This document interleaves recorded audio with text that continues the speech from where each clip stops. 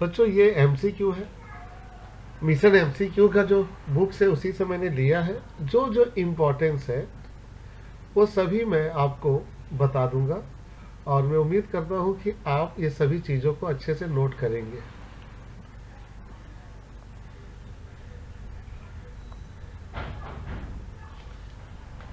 बच्चों सबसे पहले है AFC curve. AFC curve is a downward sloping, upward sloping, U shaped या हॉरिजेंटल। तो एएफसी कर्व जो होती है वो डाउनवर्ड स्लोपिंग होती है। तो हमारा जो पहला एमसीक्यू होगा वो होगा डाउनवर्ड स्लोपिंग। अब थोड़ी सी एएफसी कर्व के बारे में यहाँ मैं आपको बता दूं तो ज़्यादा क्लियर होगा। बच्चों एएफसी कर्व जो होती है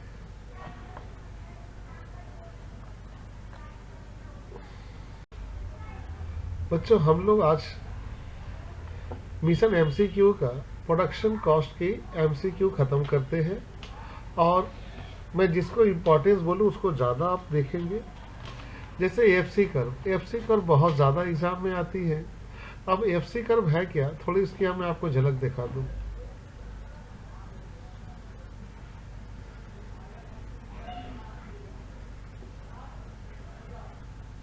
ये हमारी एएफसी कर्व है बच्चों। एएफसी कर्व हमें ये बता रहा है कि वो ऊपर से नीचे आता है। तो जाने कि अगर ऊपर से नीचे आता है बच्चों तो ये होता है हमेशा डाउनवर्ड स्लोपिंग।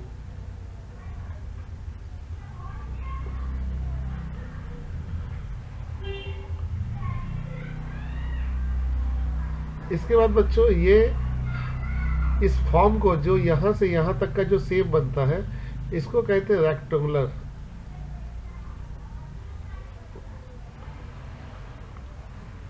Rectangular hyperbola. और इसका एक नाम है बच्चों कन्वेक्स डाउनवर्ड।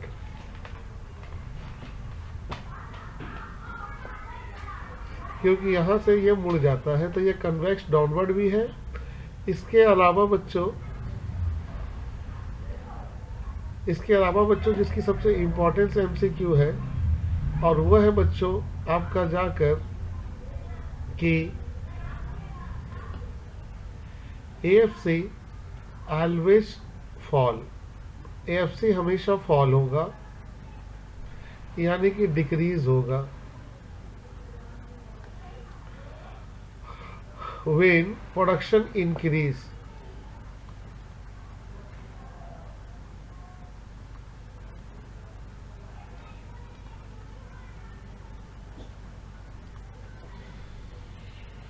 तो बच्चों इसमें कैसे पूछेगा एग्जाम में, आपसे पूछेगा कि ये बताइए एएफसी कर्व का शेप क्या होता है, रेक्टेंगुलर हाइपरबोला। एएफसी कर्व क्या है, डाउनवर्ड स्लोपिंग है, इसका स्लोप हमेशा घटता है, और ये कन्वेक्स डाउनवर्ड स्लोपिंग है।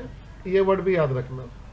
इसके बाद ये सबसे इंपॉर्टेंट है कि एएफसी कभी इंक्रीज नहीं होता अगर प्रोडक्शन इंक्रीज हो तो शॉर्ट रन में हमेशा पूछता है कि प्रोडक्शन बढ़ने से कौन कॉस्ट है जो लगातार घटता है, तो आंसर होगा एएफसी।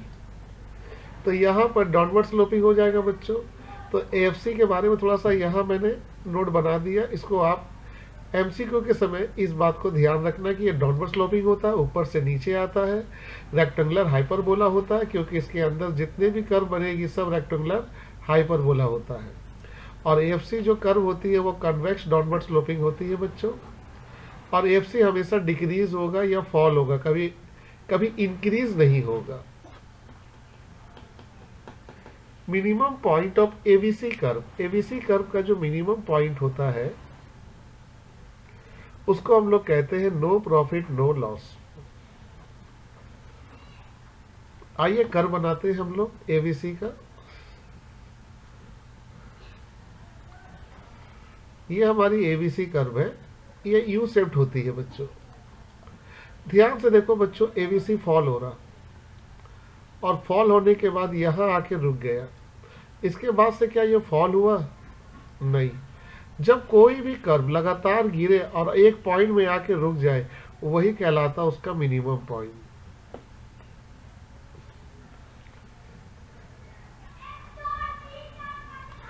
और एबीसी का जो मिनिमम पॉइंट होता है बच्चों, उसी को हम लोग कहते हैं बच्चों ब्रेक इवन पॉइंट। इसी पॉइंट को हम लोग कहते हैं break even point.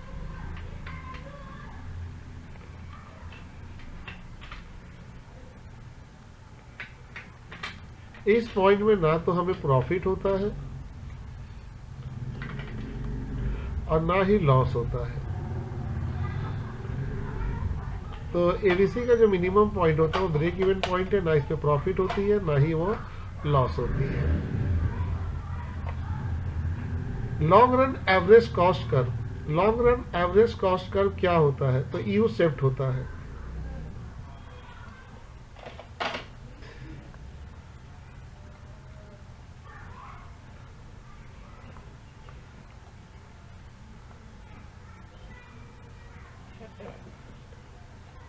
LAC long run average cost curve. अगर आपको याद होगा तो long run average cost curve इस तरीके से बनता था।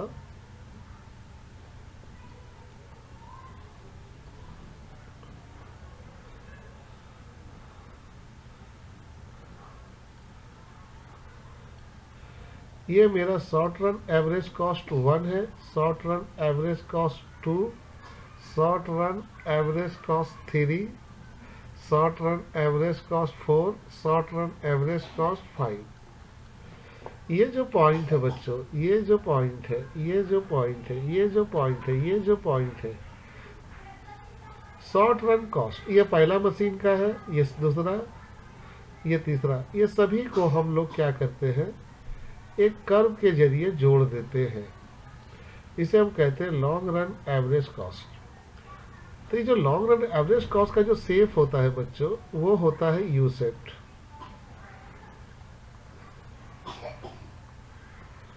अगर यू शेप्ड होता तो उसका वजह होता due to return of scale.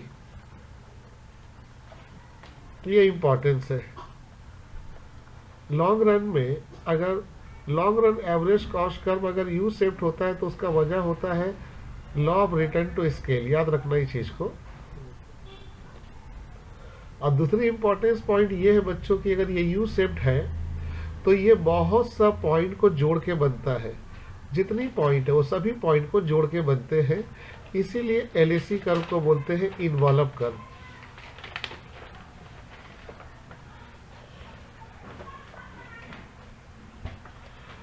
इसके बाद long run average cost curve को बोलते हैं प्लानिंग कर्व।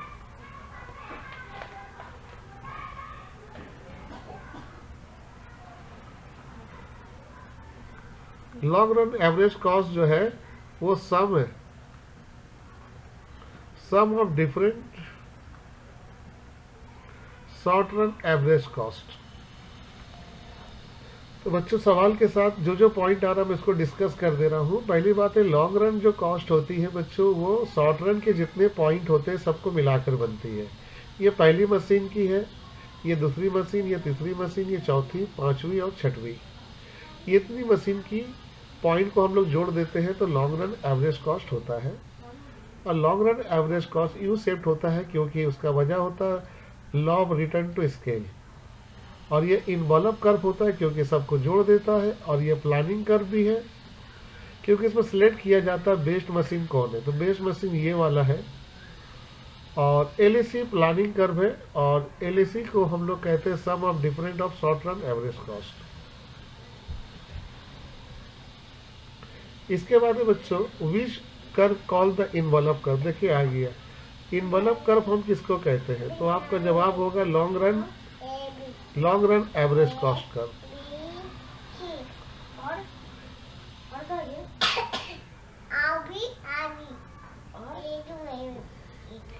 अब आते हैं एवरेज वेरिएबल कॉस्ट और एवरेज फिक्स्ड कॉस्ट कर्व को हम लोग क्या कहते हैं, तो उसे कहते हैं AC।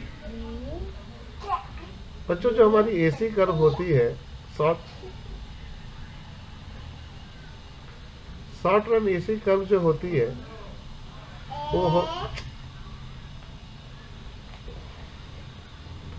वो दो चीज से मिलकर बनती है, एवरेज फिक्स्ड कॉस्ट और एवरेज वेरिएबल कॉस्ट। एक्चुअली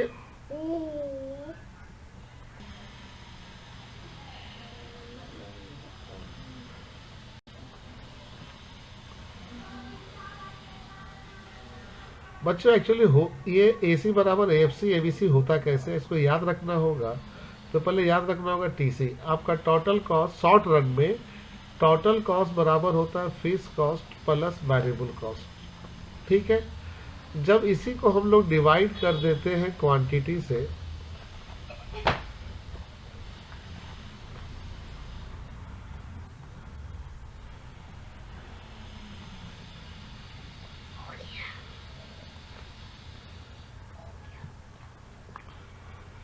जब इसको डिवाइड कर देते हैं तो हम लोग को मिल जाता है ए सी, और ये हो जाता है ए एफ सी, और ये हो जाता है ए बी सी। इस ए वर्ड को थोड़ा ध्यान दो, सब में देखो ए वर्ड आया। जब भी एवरेज वर्ड आएगा इसका मतलब वो डिवाइड हो रहा क्वांटिटी से। तो ए सी बराबर होगा एवरेज फिक्स कॉस्ट और प्लस एवरेज वेरिएबल कॉस्ट, यानी कि A C is the sum of average fixed cost और average variable cost. TC is the sum of fixed cost and variable cost.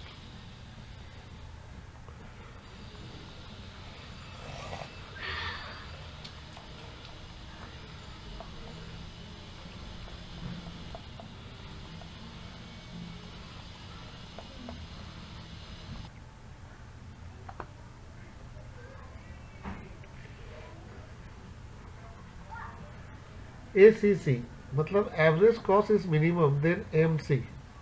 MC क्या होगा, आइए थोड़ा सा बात करते हैं। ये तो बहुत इम्पोर्टेंस है जो एग्जाम में आएगा।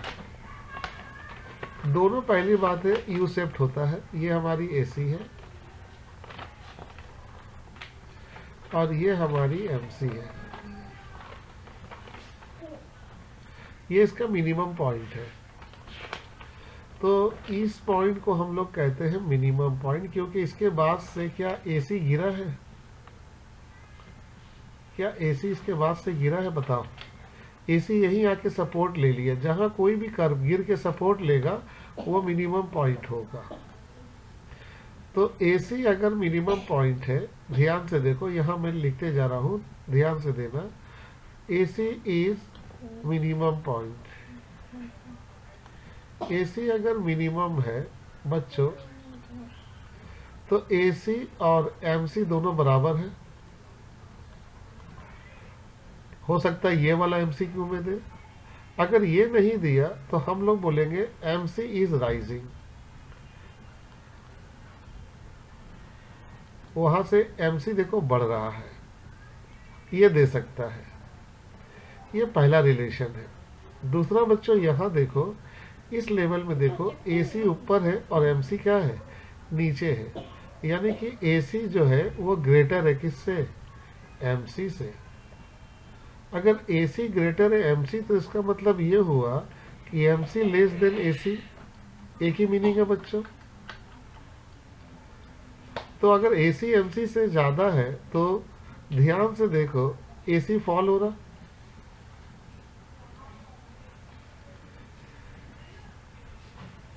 AC क्या हो रहा, फॉल हो रहा, लेकिन MC क्या हो रहा, राइज हो रहा।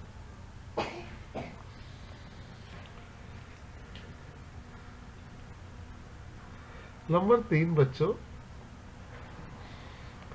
अब इस वाले गैप को देखो, इस वाले गैप को MC AC जो है, AC जो वो लेस देन है MC, या MC जो है वो ग्रेटर देन है AC।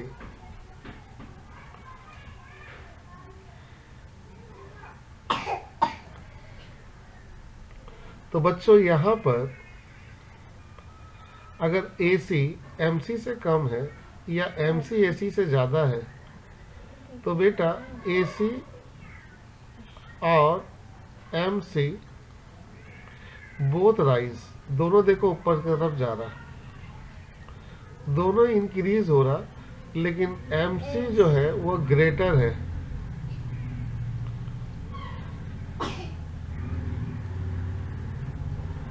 Then AC।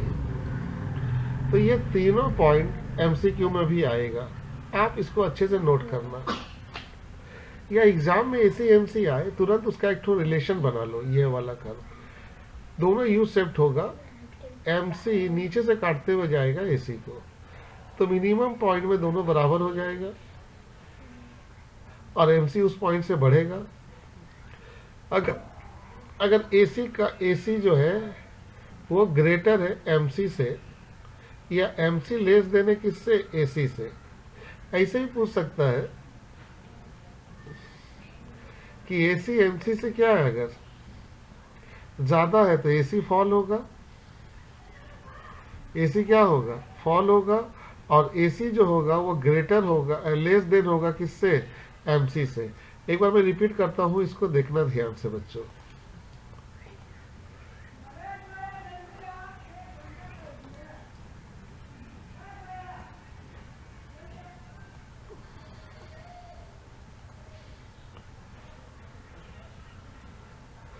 सबसे पहला बच्चों, एसी और एमसी जब बराबर हो जाए उसको हम लोग कहते हैं एसी का minimum point. AC is minimum.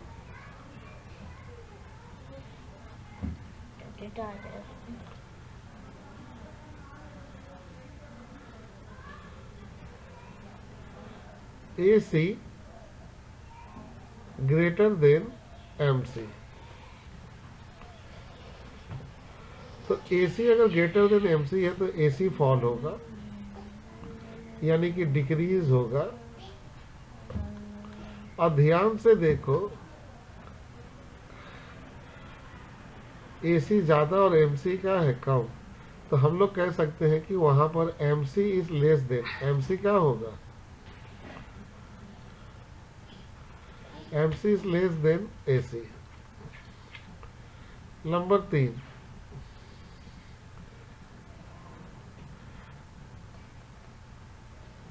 AC less than MC. अगर एसी लेस देन एमसी है तो एमसी जो है, एसी जो है वो राइज होगा, बढ़ेगा। ग्राफ में देखो, देखो वो लोग बढ़ रहा है। लेकिन बेटा ध्यान से देखो, एमसी ज्यादा हो जा रहा है, एमसी ग्रेटर है किससे, एसी से। अब आते हैं short run AC curve. Short run AC curve you shaped है। अब थोड़ा सा यू शेप्ड के बारे में भी आपको क्लियर कर दे। हो गया।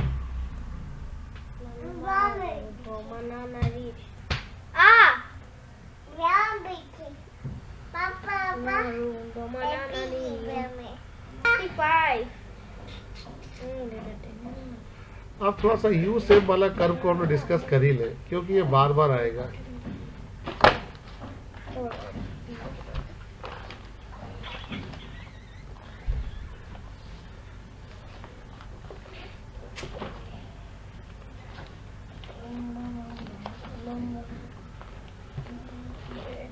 बच्चों यू शेप होता है AC curve, ABC curve, MC curve. ये तीनों यू शेप कर्व है। ये जब भी आए तुरंत बोलिएगा सर ये यू शेप कर्व है।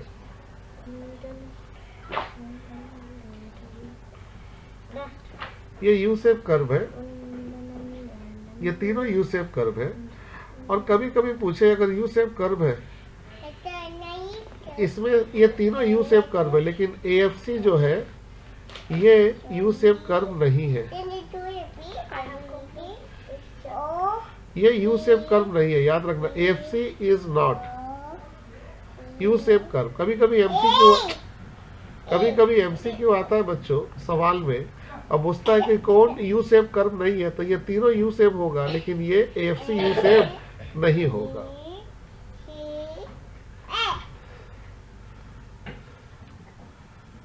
अब आगे चलते हैं बच्चों, इन लोग का यू शेप होने के पीछे रीजन क्या है। सबसे पहला बच्चों इन लोगों के पीछे रीजन है लॉ का, और वो लॉ का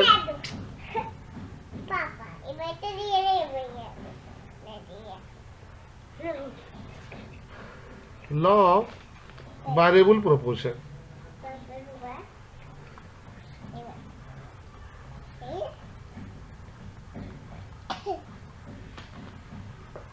इसका मीनिंग ये जान के रखना, यू शेप कर्व का।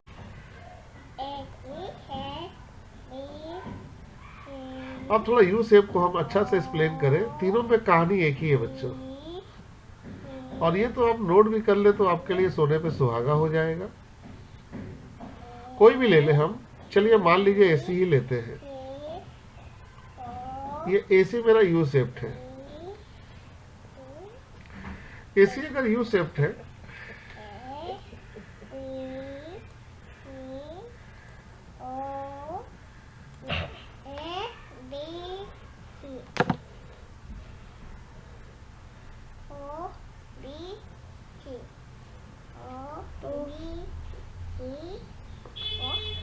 बच्चों, ये एसी है,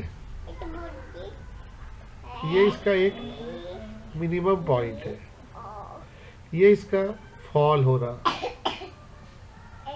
फिर यहां से ये राइज हो रहा। ये तीन चीज मिलता है तब एसी होता है। तो एसी को यू शेप बनने में हम क्या देख रहे हैं कि एसी जो है पहले फॉल होता है। फर्स्ट क्या होता है? फॉल। फिर एसी क्या हो रहा? मिनिमम पॉइंट हो रहा। फिर एसी राइज हो रहा।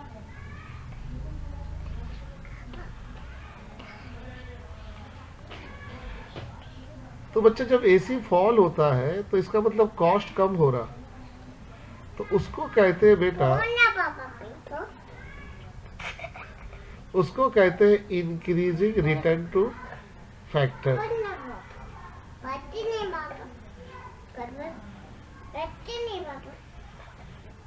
इंक्रीजिंग रिटर्न टू फैक्टर्स, यानी कि अगर एसी फॉल हो रहा है तो उसके पीछे कौन सा कानून काम कर रहा है? Increasing return to factor. और एसी अगर मिनिमम है तो इसको कहते हैं डिमिनिशिंग रिटर्न टू फैक्टर।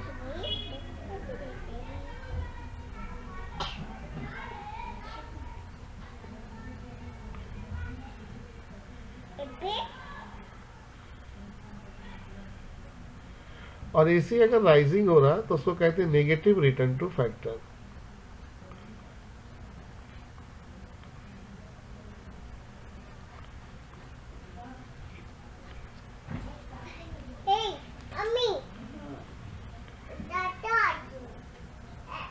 तो बच्चों इस केस में यू शेप होने के लिए एक बार फॉल होना होगा, फिर मिनिमम, फिर राइज, और ये तीनों को जब हम मिलाते हैं उसे कहते हैं लॉ ऑफ वेरिएबल प्रोपोर्शन। तो आपको सवाल में ध्यान देना है बच्चों कि यू शेप के ऊपर बहुत क्वेश्चन आता है, और यू शेप को मैंने एक ही पॉइंट में लाके डिस्कस कर दिया कि तीन तो कर्व यू शेप होती है, एसी, एबीसी और एमसी शॉर्ट रन में। अगर यू शेप होती है तो उसके पीछे लॉ है वेरिएबल प्रोपोर्शन। यू शेप क्यों होती है? पहले वो फॉल होता है, ये फर्स्ट, सेकेंड वो मिनिमम होता है, थर्ड वो राइज होता है। जब वो फॉल होता है तो उसको कहते हैं इंक्रीजिंग रिटर्न टू फैक्टर। जब वो मिनिमम होता है तो डिमिनिशिंग रिटर्न टू फैक्टर्स, और जब ये राइज करता है तो उसे हम लोग कहते हैं बेटा नेगेटिव रिटर्न टू फैक्टर्स।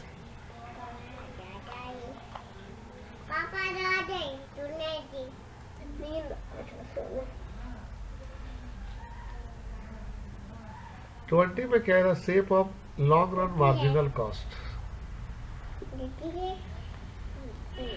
तो लॉन्ग रन मार्जिनल कॉस्ट हो या शॉर्ट रन मार्जिनल कॉस्ट हो, सब बच्चों यू शेप्ड होता है। सब क्या होता है? सब बच्चों यू शेप्ड होता है।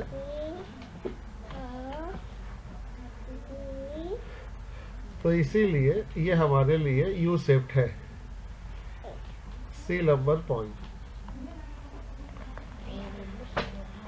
टोटल फिक्स और टोटल वेरिएबल कॉस्ट, ये दोनों जोड़ेंगे तो मुझे मिलेगा टोटल कॉस्ट। ये तो आप जानते हो कि total cost is the sum of total fix और total variable cost. In long run all the cost are variable. Long run में सभी कॉस्ट वेरिएबल होता है। क्यों? क्योंकि लॉन्ग रन में हम अपना कैपिटल और बढ़ाते हैं, नई नई मशीनें खरीदते हैं, 1 से 2, 2 से 3, 3 से 4 होती है, इसीलिए लॉन्ग रन में सब वेरिएबल कॉस्ट होती है। फिक्स कॉस्ट 0 होती है। Which of the following is not example of explicit cost? Explicit cost का कौन एग्जाम्पल नहीं है? सबसे पहला बात है बेटा, स्प्लिटिंग कॉस्ट है क्या? एक्सप्लिसिट कॉस्ट बेटा उसको कहते हैं जिसमें हम पेमेंट करते हैं खर्चा का। पेमेंट टू आउटसाइडर, बाहर वाले को जब कभी भी हम कोई पेमेंट करते हैं उसको कहते हैं बच्चों हम लोग एक्सप्लिसिट कॉस्ट। तो बाहर वाले को हम रेंट दे सकते हैं, बाहर वाले को वेजेज भी दे सकते हैं, इंटरेस्ट भी दे सकते हैं। Notional interest, notional interest on capital का मतलब है बच्चों यहाँ पर, नॉशनल का मतलब होता है बच्चों यहाँ पर मैं अपना कैपिटल बिजनेस में लगाया हूँ, यानी कि मैं किसी से लोन नहीं लिया हूँ, अपना कैपिटल बिजनेस में लगाया हूँ और उसके ऊपर मैं इंटरेस्ट ले रहा हूँ। तो मैं जानना चाहता हूँ क्या आप इंटरेस्ट बाहर वाले को पे कर रहे हो? तो आंसर होगा नॉट टू पे आउटसाइडर। तो अब आउटसाइडर को पे नहीं कर रहे, इसे कहते हैं नॉशनल इंटरेस्ट। इसे ही कहते हैं बच्चों नॉशनल इंटरेस्ट। जहां भी नॉशनल वर्ड लग जाए बच्चों इसका मतलब वो पेमेंट बाहर वाले को नहीं कर रहे, वो पेमेंट हम खुद ले रहे। और आपको मालूम बच्चों जब वो पेमेंट आप खुद लोगे तो उसे कहते हैं इम्प्लिसिट कॉस्ट।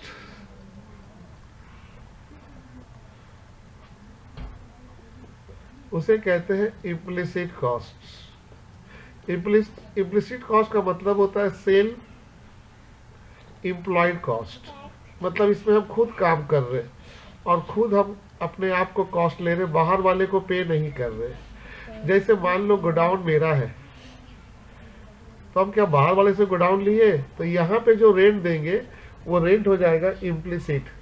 तो दो वर्ड बहुत ज़्यादा यूज होता है, इम्प्लिसिट और एक्सप्लिसिट। इम्प्लिसिट और एक्सप्लिसिट में याद रखिएगा कि जो एक्सप्लिसिट कॉस्ट जो है ये बाहर वाले को पेमेंट होगा और ये हम खुद अपने आप को लेंगे, तो इसलिए नॉशनल इसका आंसर होगा। अब आते अपॉर्चुनिटी कॉस्ट, ये भी बहुत ज्यादा एग्जाम में पूछता है बच्चों।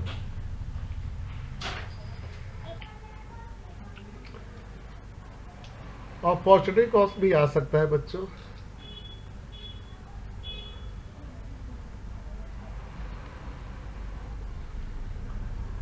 अपॉर्चुनिटी कॉस्ट को हम लोग कैसे बोलेंगे बच्चों, ध्यान से देखो। सपोज करो ये मिस्टर एक्स है,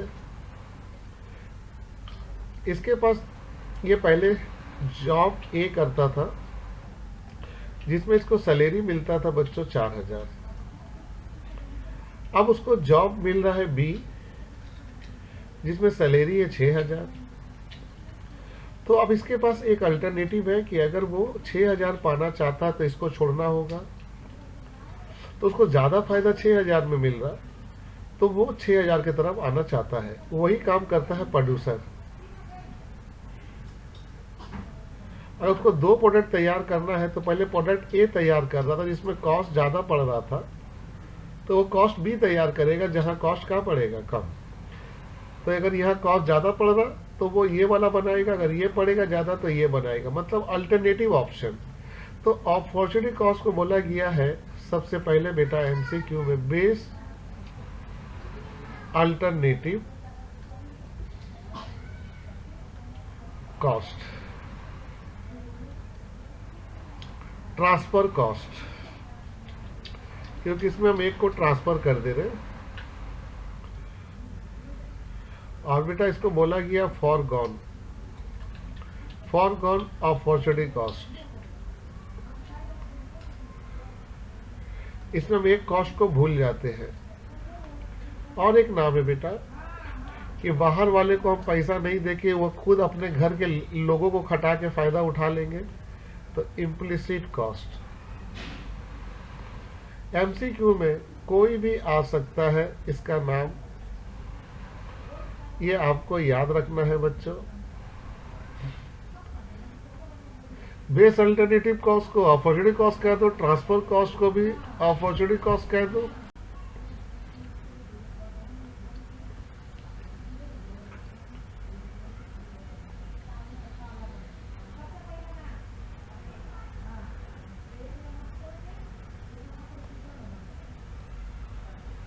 अब इसके बाद है बच्चों एवरेज कॉस्ट। एवरेज कॉस्ट अगर कांस्टेंट है तो क्या होगा बच्चों? अभी आपको एवरेज कॉस्ट के बारे में बताए थे। कांस्टेंट का मतलब होता है मिनिमम, जहां कांस्टेंट बोलेगा वहां मिनिमम है। तो आपको मालूम है जब एवरेज कॉस्ट कांस्टेंट होगा या मिनिमम होगा तो एमसी और एसी दोनों बराबर होगा। तो यहां पर लोग का आंसर होगा सी, क्योंकि मिनिमम पॉइंट जो होता है एवरेज कॉस्ट का जिसे कहते हैं कांस्टेंट, वहां दोनों बराबर हो जाएगा, मार्जिनल कॉस्ट और एवरेज कॉस्ट बराबर हो जाएगा। अच्छा, एवरेज कॉस्ट अगर फॉल होगा तो मार्जिनल कॉस्ट क्या होगा? अभी आप ग्राफ देखे थे, जब एवरेज कॉस्ट फॉल होगा तो मार्जिनल कॉस्ट लोअर होगा। तो लोअर होगा बच्चों, लोअर होगा एसी से, हमेशा लोअर होगा। एवरेज कॉस्ट जब भी फॉल होगा तो मार्जिनल कॉस्ट हमेशा लोअर होगा किससे? एवरेज कॉस्ट से।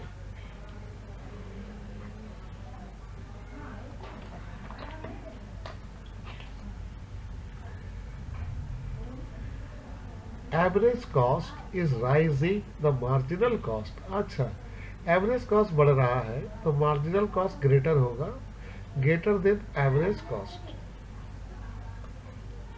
एक बार आप रिपीट कर लो। ये हमारा AC है और ये हमारा MC है। ये मिनिमम पॉइंट है जिसको बोलते हैं कांस्टेंट, भी अभी आया था। कांस्टेंट मतलब मिनिमम। यहाँ ये दोनों बराबर होगा, इस पॉइंट में ये दोनों बराबर होगा। यहाँ पर देखो AC क्या है? ज़्यादा है और MC लोअर है। तो जब भी AC फॉल होगा तो MC हमेशा लेस देन होगा। अब यहाँ पर देखो AC राइज हो रहा है लेकिन MC ज़्यादा है। MC ज़्यादा है और AC कम है। देखो, क्योंकि AC इधर है और MC उधर है। जब AC राइज होगा तो MC ग्रेटर होगा। Average cost, marginal cost vary with scale of production, amount of output, C number सही है बच्चों। मार्जिनल कॉस्ट और एवरेज कॉस्ट हमेशा बदलता रहेगा प्रोडक्शन के हिसाब से और आउटपुट के हिसाब से। अगर आप प्रोडक्शन बढ़ाओगे, स्केल का मतलब क्या है? स्केल का मतलब बेटा जहां मशीन 1, मशीन 2, मशीन 3 हम लोग यूज करते हैं उसको स्केल कहते हैं। और जहां मशीन एक ही है लेकिन हम लेबर को बढ़ा रहे तो वहाँ आउटपुट भी बढ़ रहा, उसको कहते हैं। तो जब कभी मशीन को बढ़ाओगे तो एवरेज कॉस्ट ज़्यादा लगेगा, मार्जिनल कॉस्ट भी ज़्यादा लगेगा। तो एवरेज कॉस्ट, मार्जिनल कॉस्ट हमेशा चेंज होगा दो ठो के हिसाब से, स्केल ऑफ प्रोडक्शन और अमाउंट ऑफ आउटपुट। इसलिए आंसर होगा A और B बोथ। अब थोड़ा सा आते हैं बच्चों 30 नंबर की तरफ।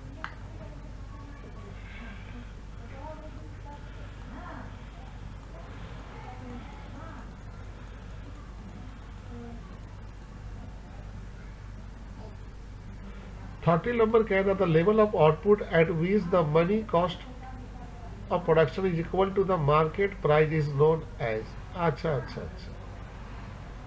आपका money cost of production equal to market price, यानी कि आपका जो पी है, पी का मतलब यहाँ समझ जाओ सेल प्राइस, इसी को कहते हैं मार्केट प्राइस। ये आपका जो प्राइस है ये बराबर है आपका कॉस्ट से।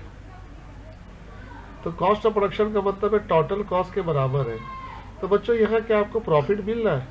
क्योंकि आप किसी भी सामान को तैयार करने में 100 रुपया लगाए और 100 रुपया में ही बेच रहे हो, तो क्या यहाँ आपको प्रॉफिट हो रहा? तो सर नहीं प्रॉफिट हो रहा। तो ये कहलाता है ब्रेक इवन। क्या कहलाता है?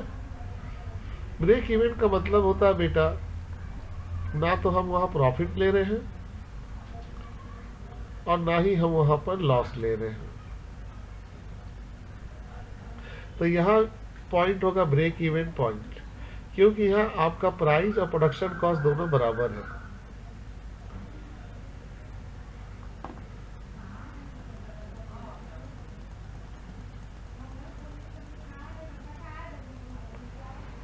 लेवल ऑफ आउटपुट, इसमें variable cost of production equal to the market price. Oh my god, very importance. Variable cost अगर मार्केट प्राइस के बराबर हो जाए तो शट डाउन पॉइंट, वो कहलाता है shut down point.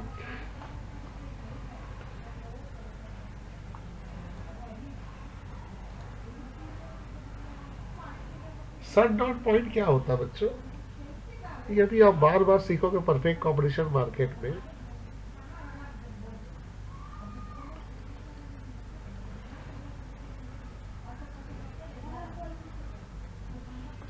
Shut down point, बच्चों शट डाउन पॉइंट का मतलब होता है प्रोडक्शन को बंद कर देना।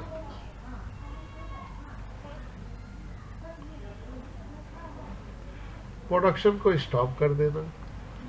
तो प्रोडक्शन को स्टॉप हम क्यों करते हैं? आप जानते हैं बच्चों, जब हम लोग सामान तैयार करते हैं उसमें दो तरह के कॉस्ट लगते हैं, फिक्स कॉस्ट और वेरिएबल कॉस्ट। बच्चों आप जानते हो फिक्स कॉस्ट जो होती है, फिक्स कॉस्ट, इसका ताल्लुक प्रोडक्शन से होता नहीं। जैसे मान लो इंश्योरेंस, इंटरेस्ट, अगर हम प्रोडक्शन बंद कर दे तब भी हमको ही देना पड़ेगा। अब वेरिएबल कॉस्ट जो होता है रॉ मटेरियल, आप सामान तैयार करोगे तो रॉ मटेरियल लगेगा। तो हर प्रोड्यूसर चाहता है कि उसका वेरिएबल कॉस्ट वो रिकवर कर ले। हर प्रोड्यूसर क्या चाहता है कि वो वेरिएबल कॉस्ट रिकवर कर ले। तो वेरिएबल कॉस्ट अगर वो रिकवर कर ले तब तक वो प्रोडक्शन चालू रख सकता है। जैसे कि अगर हम आपको यहाँ पर एक तो कर्व बना के दिखा रहे हैं, ये है बच्चों हम लोग का VC, ये हम लोग का VC है, ये VC का मिनिमम पॉइंट है।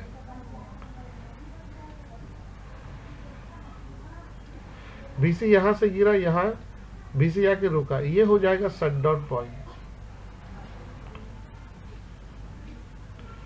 क्योंकि यहीं पर ही प्रोडक्शन उसको बंद कर देना चाहिए। क्योंकि VC अगर बढ़ेगा तो यहां से बहुत ज्यादा लॉस होगा, और वो लॉस होगा वेरिएबल कॉस्ट का।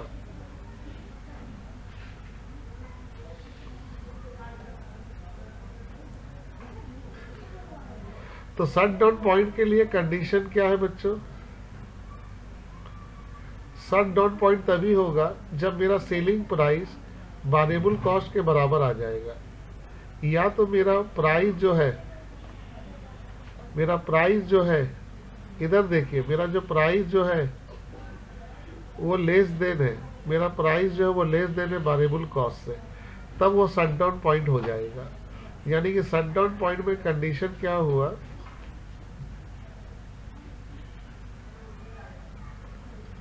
कि प्राइस जो है या तो बराबर होगा VC के या तो उससे कम होगा, तो वो शट डाउन पॉइंट हो जाएगा। इस पे हम डिटेल बात करेंगे।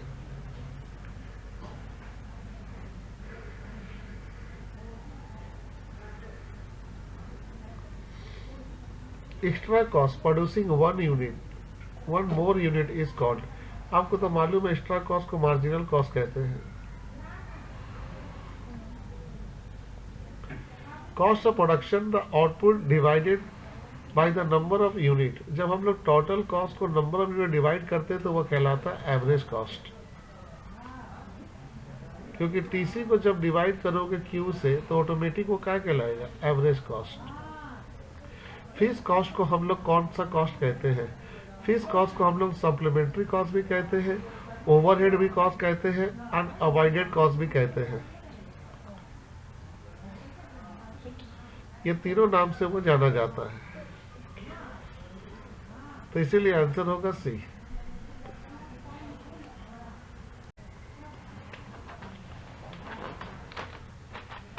Cost we does not vary with the volume of production. बेटा आपको मालूम होगा जो प्रोडक्शन के साथ बदलता नहीं है, ध्यान से देखो, जो प्रोडक्शन के साथ चेंज नहीं होगा वो कहलाएगा फिक्स कॉस्ट, और जो प्रोडक्शन के साथ चेंज होगा बेटा वो कहलाएगा variable cost. Law of return to effect of varying the input used by the firm is known as.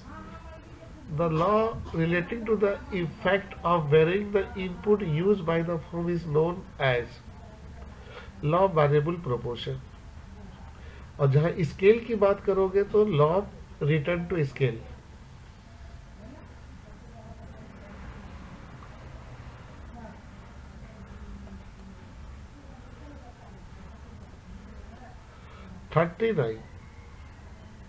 Which of the following cost curve is never U-shape? AC तो U-shape होता है बच्चों, मार्जिनल भी U-shape होता है, total cost curve total cost curve भी you shaped होता है बच्चों।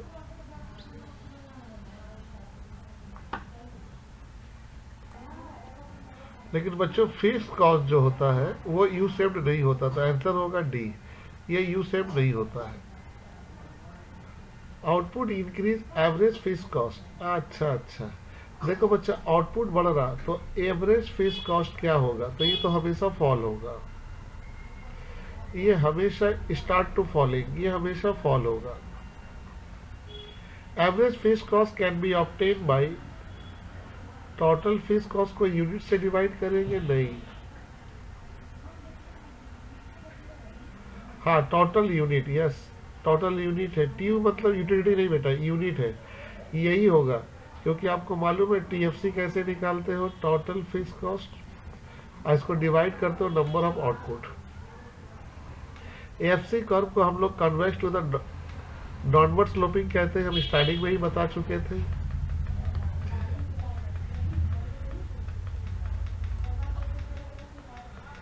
You same average cost curve is based on law of increasing cost, law of decreasing cost, law of variable proportion, law of variable proportion, कोई भी U shaped होता है law of variable proportion.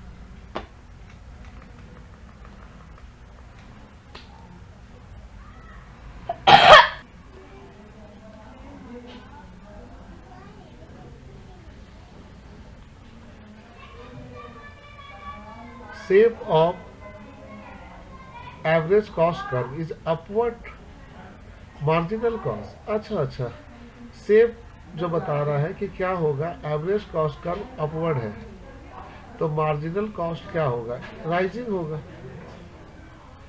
देखो ध्यान से, ये हमारा एसी है, ये हमारा एमसी है, एसी राइज हो रहा तो एमसी भी राइज हो रहा, इसीलिए एवरेज कॉस्ट कर्व का शेप क्या होगा, अगर मार्जिनल कॉस्ट राइज करेगा तो मार्जिनल कॉस्ट राइज करेगा तो एसी भी तो राइज कर रहा। Economic cost is included which of the following, economic cost में कौन नहीं आता है, इकोनॉमिक कॉस्ट में हम लोग किसको शामिल नहीं करते हैं,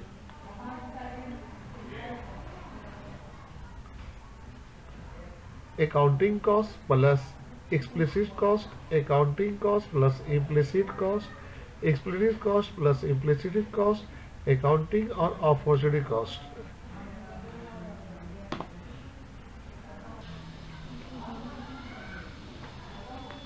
बच्चों इकोनॉमिक्स कॉस्ट में कौन इसका हिस्सा नहीं है, अकाउंटिंग कॉस्ट तो होता है लेकिन अकाउंटिंग कॉस्ट को ही बोलते हैं इम्प्लिसिट कॉस्ट, तो ये जो गलत दिया हुआ इक्वेशन यही वाला उसमें शामिल नहीं होगा, क्योंकि अकाउंटिंग कॉस्ट के अंदर एक्सप्लिसिट कॉस्ट ऑलरेडी शामिल होता है बच्चों।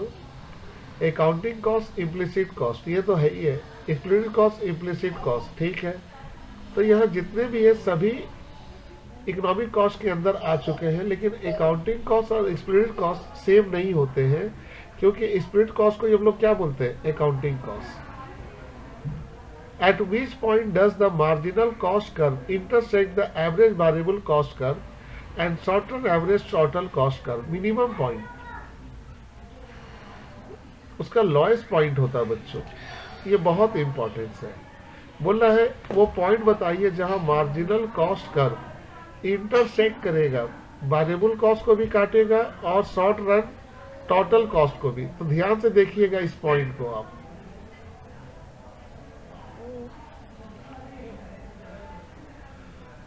बच्चों ये हमारी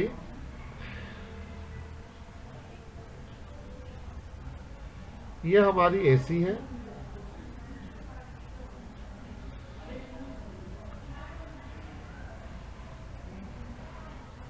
ये हमारी एवरेज वेरिएबल कॉस्ट है, ये इसका मिनिमम पॉइंट है, ये इसका मिनिमम पॉइंट है।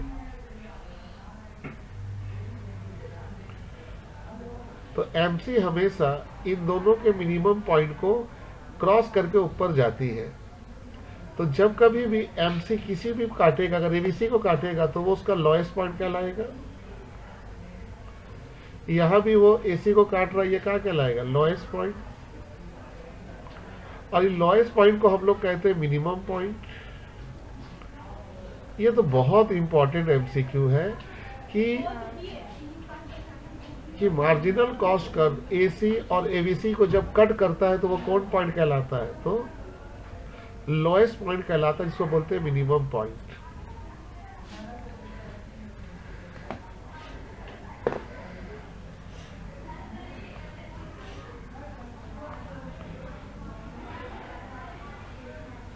External economic occur due to increasing return to scale,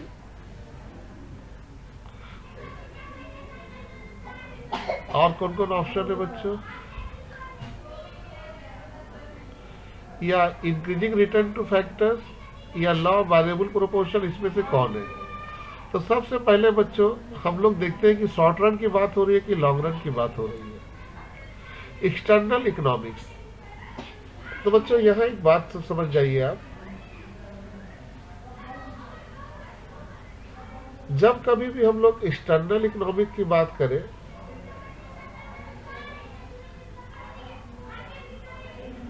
या इंटरनल इकोनॉमिक की बात करें,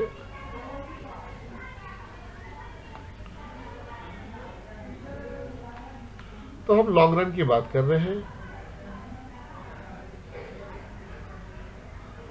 और लॉन्ग रन में जो होता है उसको कहते हैं law of return to scale.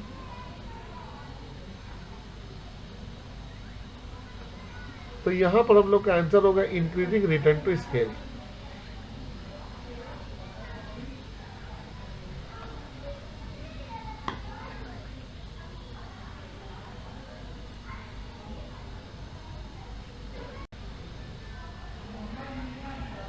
Payment made to outsider, बाहर वाले को पेमेंट करोगे तो कौन कॉस्ट कहलाएगा?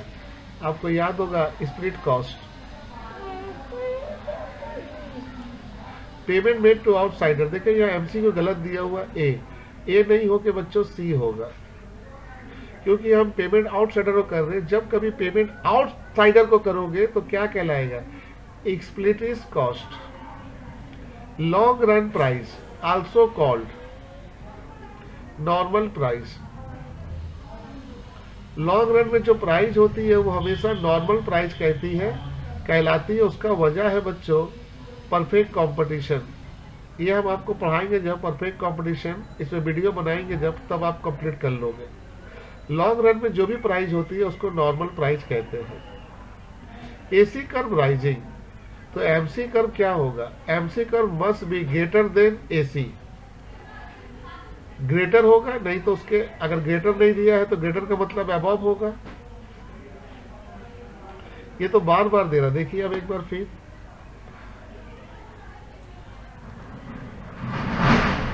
देखिए बनाते हैं। ये हमारी एसी है, ये हमारी एमसी है। अब थोड़ा ध्यान से देखिए, एसी कर्व राइज, एसी क्या हो रहा? राइज हो रहा। तो एमसी भी तो राइज हो रहा, लेकिन एमसी एसी से ऊपर है, नहीं तो ग्रेटर है, तो ये अबव होगा।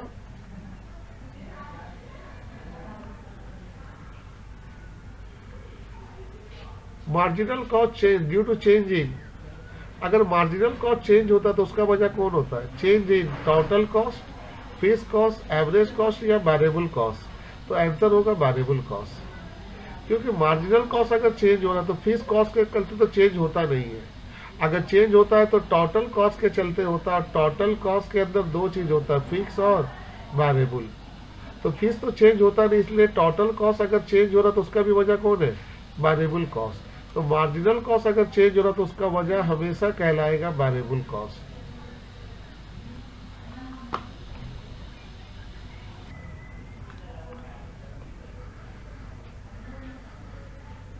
Diminishing marginal return, diminishing marginal return का मतलब क्या होता है? Decreasing variable cost, decreasing marginal cost, increasing marginal cost. बेटा इंक्रीजिंग मार्जिनल कॉस्ट, पूछो क्यों? क्योंकि डिमिनिशिंग मार्जिनल रिटर्न का मतलब होता है बेटा कि मार्जिनल का जो रिटर्न हो रहा, मेरे को जो इनकम हो रहा वो कम हो रहा, तो उसका वजह क्या है? मेरा कॉस्ट का बढ़ना। Indicate which of the following is a variable cost. Raw material तो होगा, एडवर्टीजमेंट नहीं होगा, डिप्रिसिएशन नहीं होगा, फैक्ट्री बिल्डिंग नहीं होगा। तो एक ही तो होगा raw materials. Implicit cost are equal to total fixed cost, payment to self employed resource. Yes, implicit cost हम बाहर वाले को देते हैं या खुद लेते हैं? तो सर हम खुद लेते हैं, क्योंकि हम लोग खुद काम करते हैं, या अपना घर मकान खुद हम यूज कर रहे हैं, मेरा गोडाउन था, तो सेल्फ एम्प्लॉयड रिसोर्स।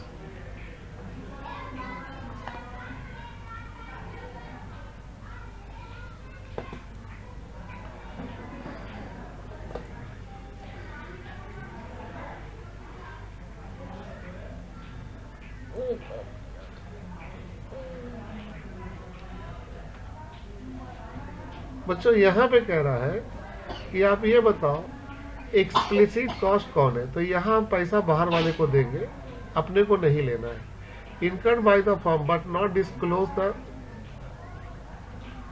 फर्म खर्चा कर रहा लेकिन किसी को बता रहा नहीं, तो इसका मतलब ये खर्चा इंटरनल हो रहा है। टोटल फिक्स्ड कॉस्ट नहीं। Payment to the non owner, non owner का मतलब समझ रहे हो, हम मालिक नहीं है, तो इसका मतलब हम पैसा किसको दे रहे? बाहर वाले को दे रहे।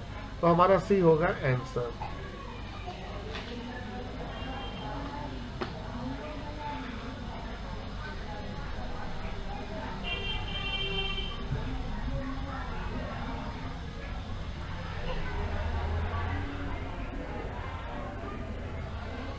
Cost that involve the payment to the outsider. ध्यान से देखो, आउटसाइडर को पेड करोगे तो एक्सप्लिसिट कॉस्ट कहलाएगा बच्चों। अल्टरनेटिव कॉस्ट को हम लोग कहेंगे अपॉर्चुनिटी कॉस्ट। बहुत इंपॉर्टेंस है बच्चों अल्टरनेटिव कॉस्ट।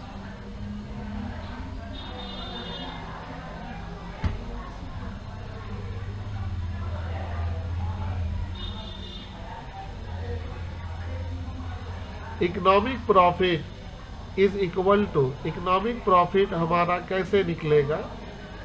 अकाउंटिंग प्रॉफिट से इम्प्लिसिट कॉस्ट घटाएंगे तब नहीं, अकाउंटिंग प्रॉफिट में इम्प्लिसिट कॉस्ट जोड़ेंगे तब। यस, तब जाके इकोनॉमिक प्रॉफिट क्या होगा? निकलेगा।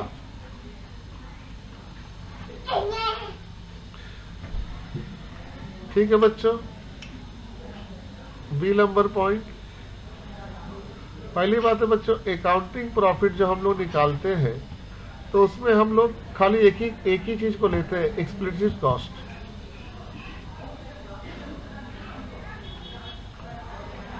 हम लोग किसको नहीं लेते? इम्प्लिसिट कॉस्ट को नहीं लेते। लेकिन इकोनॉमिक्स बोलता है भैया आप जब हमको निकालोगे तो हमको में दोनों लेना होगा, एक्सप्लिसिट भी लेना होगा और इम्प्लिसिट भी लेना होगा। इसीलिए इकोनॉमिक प्रॉफिट निकालते वक्त अकाउंटिंग प्रॉफिट में हमको जोड़ना पड़ेगा इम्प्लिसिट कॉस्ट।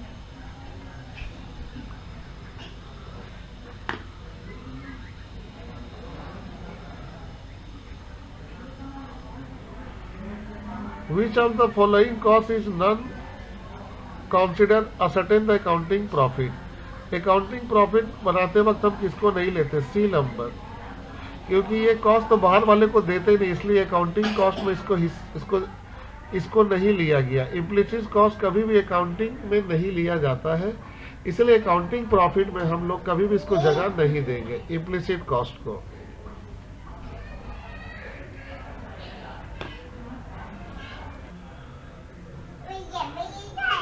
बच्चों अगर हम प्रोडक्शन, कॉस्ट ऑफ प्रोडक्शन अगर हम करते हैं तो उसको हम लोग मनी में तौर पे जो खर्चा करते हैं उसको क्या कहते हैं? Implicit cost.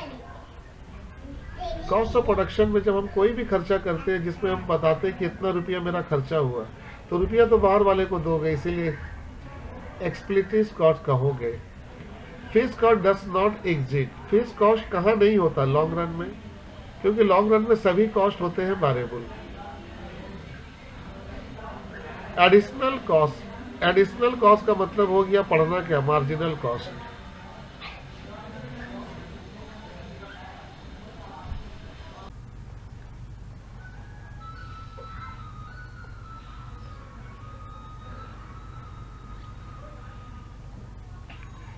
बच्चों additional cost incurred in production one या मोर यूनिट, मार्जिनल कॉस्ट, ये तो आपको मालूम था ही।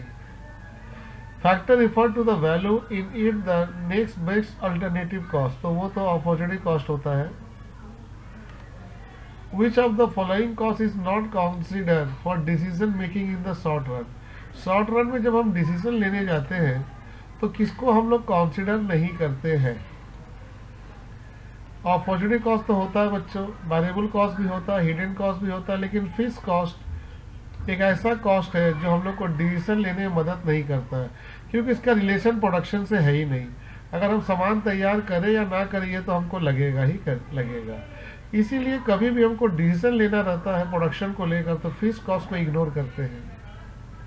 फिक्स कॉस्ट को हम लोग ओवरहेड, सप्लीमेंट्री कॉस्ट भी कहते हैं।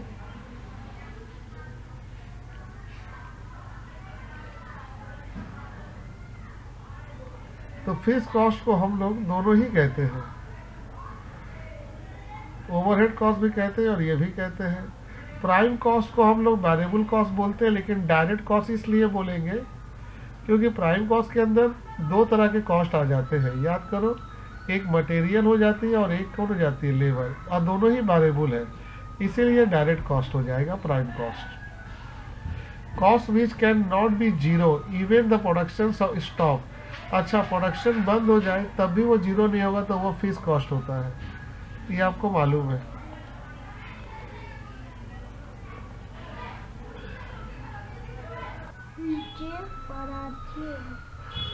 Variable costs include in the cost of paying the laborers, higher charges of machinery, salary of factory manager, insurance।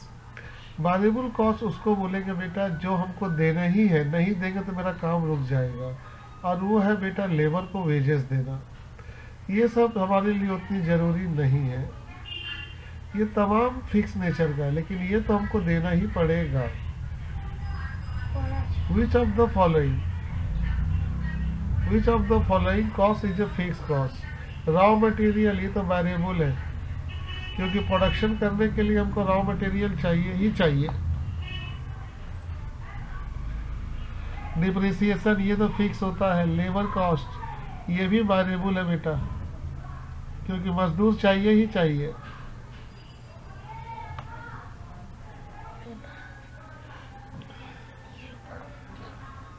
Labour cost variable cost है, ट्रांसपोर्टेशन कॉस्ट भी वेरिएबल कॉस्ट है, तो यहाँ फिक्स कॉस्ट एक ही तो है, depreciation.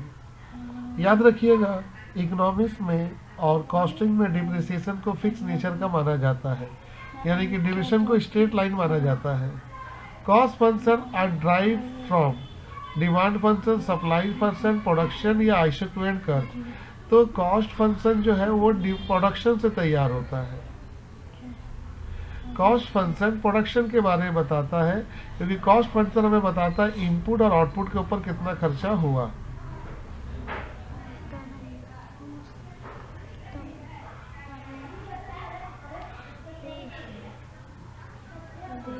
Which of the following statement is false? इसमें आपको ढूंढना है कौन स्टेटमेंट सही नहीं है। शॉर्ट रन में ऑल कॉस्ट आर फिक्स, तो यही तो गलत है, तो यही स्टेटमेंट गलत है। शॉर्ट रन में तो दो ही तरह के कॉस्ट होते हैं, फिक्स और वेरिएबल। लॉन्ग रन में all the cost are variable, तो ये स्टेटमेंट सही है। Fix cost change after a period of time, एक समय गुजरने के बाद हम फिक्स कॉस्ट को चेंज कर सकते हैं, यस, वो कहलाता है long run. Capital cost are fix, material labour cost are variable, सही है। तो पहला नंबर जो पॉइंट है वो स्टेटमेंट गलत है।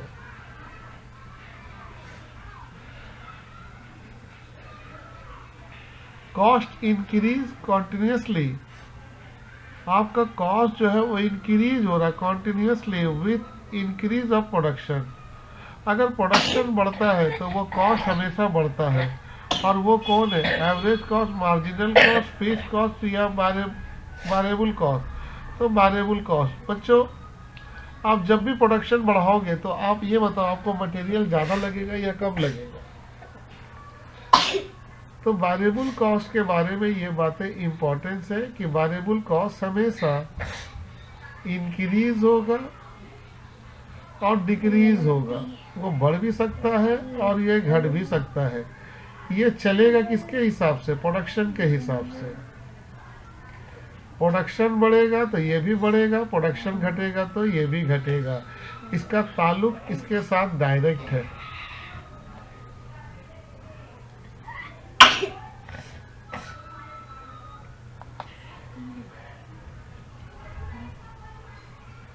Cost function ascertain in behaviour of cost along with the change in. बेटा कॉस्ट फंक्शन जो हम लोग पता लगाते हैं, इसमें बिहेवियर ऑफ कॉस्ट, कॉस्ट के बिहेवियर का पता लगाते हैं along with the change in input, technology या आउटपुट। तो बेटा behaviour cost along with the change in output, output के हिसाब से हम लोग पता लगाते हैं, तो ये उतना इम्पोर्टेंस नहीं है। Different between total cost and variable cost. Total cost और वेरिएबल कॉस्ट के बीच का डिफरेंस को हम लोग फिक्स कॉस्ट कहते हैं बच्चों, टोटल फिक्स कॉस्ट। इंपॉर्टेंस है बच्चों। The cost must be incurred even if the production is zero. अगर प्रोडक्शन जीरो हो जाए तब भी ये होगा, तो ये फिक्स कॉस्ट है।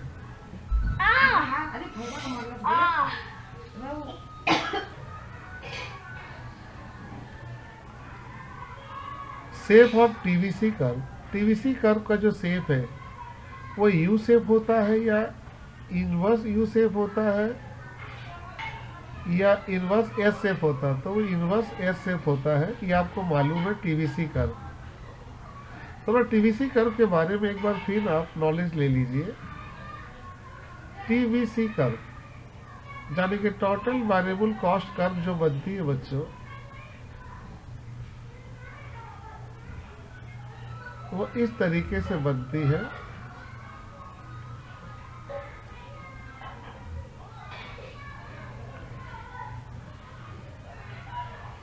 ये जो हमारी टीवीसी कर्व है ये हमेशा इनवर्स एस शेप होता है। ये जो पॉइंट होती है बच्चों जहां से टीवीसी कर्व अपना मूवमेंट को चेंज करता है, उसे कहते हैं पॉइंट ऑफ इन्फ्लेक्शन।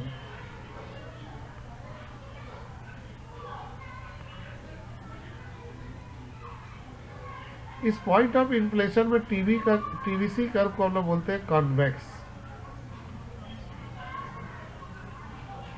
यानी कि टीवीसी कर्व कॉन्वेक्स हो जाता है, यहां से वो घूम जाता है एस के तरह।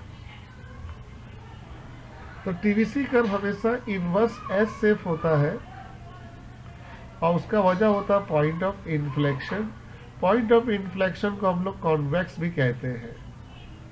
पॉइंट ऑफ इन्फ्लेशन से पहले टीवीसी कर्व बहुत तेजी से बढ़ता है, बहुत तेजी से, और पॉइंट ऑफ इन्फ्लेशन के बाद टीवीसी कर्व का बढ़ने का रफ्तार कम हो जाता है। तो यानी कि पॉइंट ऑफ इन्फ्लेक्शन जो होती है वो ये बताता है कि टीवीसी कर्व जो है टीवीसी कर्व कन्वर्ट हो जा रहा है, बदल जा रहा है डिमिनिशिंग में।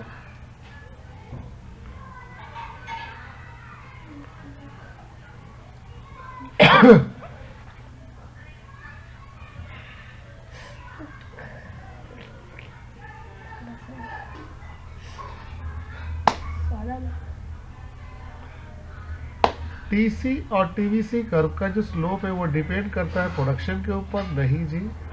रिटर्न ऑफ स्केल के ऊपर, नहीं जी, क्योंकि शॉर्ट रन की बात हो रही है। लॉ ऑफ डिमिनिशिंग, नहीं जी। Law of variable proportion, yes, क्योंकि जितने भी कर्व है उस सब का स्लोप चेंज होना वो डिपेंड करता है law of variable proportion.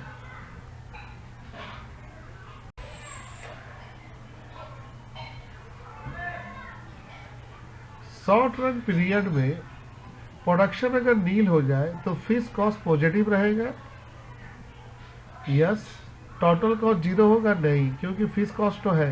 Variable cost positive होगा, नहीं। एवरेज कॉस्ट जीरो होगा, नहीं।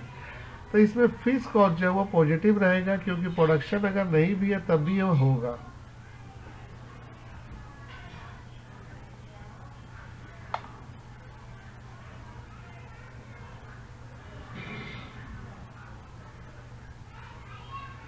Amount spend dot dot dot cost increase as a output पर इंक्रीज। बेटा हम खर्चा करते हैं, वो कॉस्ट जब बढ़ता है तो आउटपुट भी हमारा बढ़ता है। वो फिक्स कॉस्ट है या वेरिएबल कॉस्ट? तो वेरिएबल कॉस्ट है, क्योंकि वेरिएबल कॉस्ट हमेशा प्रोडक्शन के हिसाब से चलता है।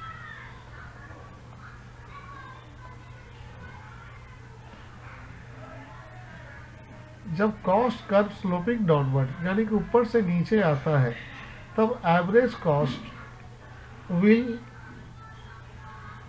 तो एवरेज कॉस्ट क्या होता है मार्जिनल कॉस्ट से। ध्यान से देखो, स्लोपिंग डाउनवर्ड, ऊपर से नीचे आ रहा है। जब आपका कॉस्ट ऊपर से नीचे आता है, ये हमारा एसी है जो, ध्यान से देखो ये ऊपर से नीचे आ रहा है, इसको बोलते हैं स्लोपिंग, यानी कि वो गिर रहा है। तो एसी जब नीचे आती है बच्चों, तो हमेशा मार्जिनल कॉस्ट कम होता है किससे, एसी से। मार्जिनल कॉस्ट क्या होगा, मार्जिनल कॉस्ट होगा लेजर, क्या होगा, लेजर या greater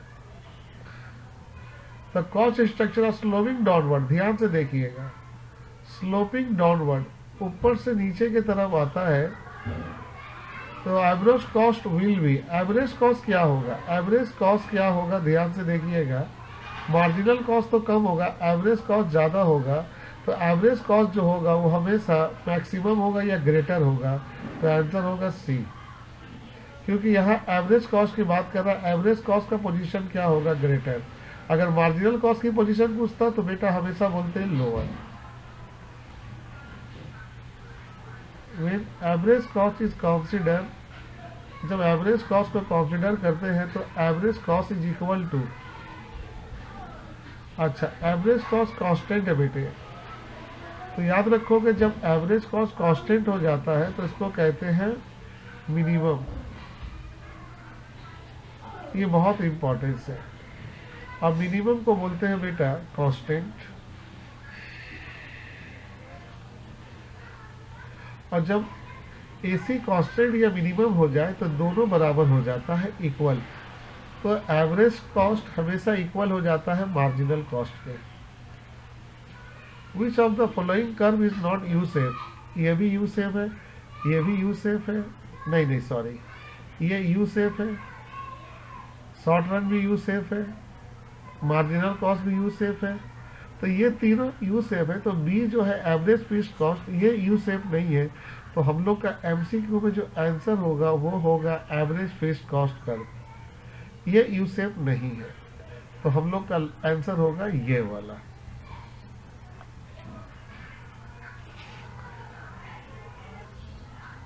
cost curve horizontal straight to parallel, horizontal है बेटा, और straight line parallel to X axis, यानी कि वो इस फॉर्म में है, तो वो फिक्स कॉस्ट है, या तो आपको मालूम होगा। फिक्स कॉस्ट का जो ग्राफ बनता है वो हॉरिजॉन्टल होता है, क्योंकि उसमें कोई चेंजिंग नहीं है। Average fixed cost, average fixed cost sloping downward, क्योंकि एवरेज फिक्स्ड कॉस्ट आपको मालूम है एएफसी को बोलते हैं बच्चों, और एएफसी जो कर्व हमेशा ऊपर से क्या होता है, नीचे आता है, तो हमेशा स्लोपिंग डाउनवर्ड होता है बच्चों। ये हो गया B number. Average cost is rising than the marginal cost, marginal cost भी राइजिंग होगा लेकिन वो ग्रेटर होगा और वो एवरेज कॉस्ट के ऊपर होगा, तो आंसर होगा ए। इंपॉर्टेंस है।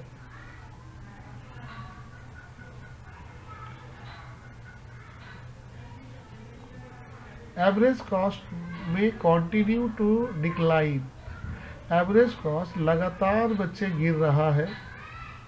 Even the cost is rising, जबकि कॉस्ट बढ़ रहा है लेकिन वो हमेशा गिर रहा है।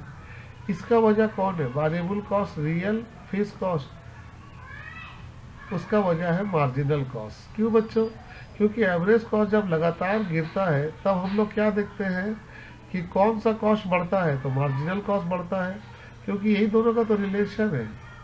देखो ध्यान से, ये हमारी एसी है, एसी क्या हो रहा, फॉल हो रहा, और एमसी को देखो वो बढ़ते जा रहा है। तो एसी फॉल होने से एमसी हमेशा राइज होगा।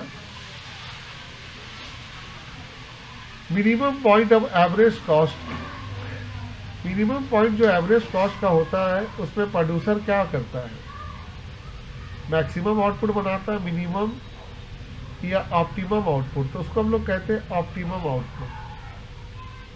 बहुत इंपॉर्टेंस है, वेरी वेरी इंपॉर्टेंस बच्चों। यानी कि बच्चों ये जो पॉइंट है जिसमें एसी जो है वो कांस्टेंट है,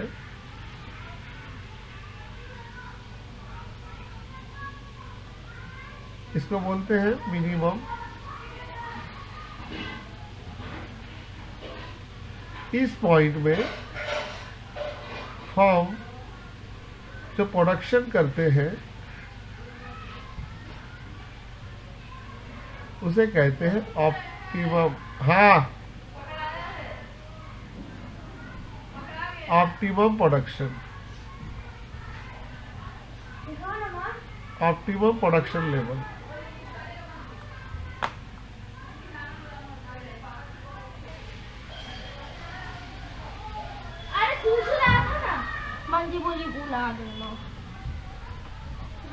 step downward first and then upward is the movement which कर, यानी कि सबसे पहले बच्चों वो डाउनवर्ड होता है, नीचे आता है, फिर ऊपर की तरफ जाता है।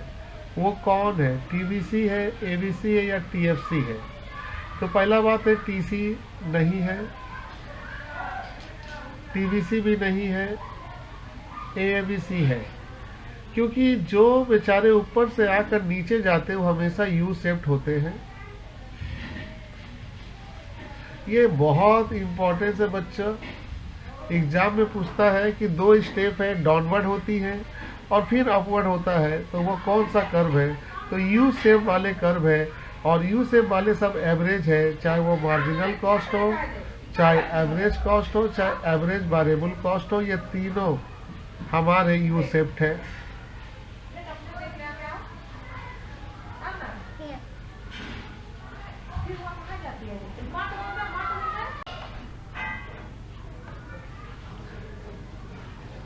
शॉर्ट रन में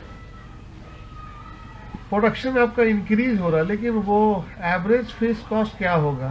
तो आपको तो मालूम है एएफसी के बारे में, ददवाते हुए नीचे आता है, तो वो कभी बेटा बढ़ेगा नहीं, वो डिक्रीज होगा। इंपॉर्टेंस है बच्चों, कभी भी पूछे बताइए प्रोडक्शन बढ़ रही है फिर भी वो कॉस्ट घट रहा है, तो हमेशा एएफसी देना। एएफसी कर्व का शेप क्या होता है? Rectangular hyperbola.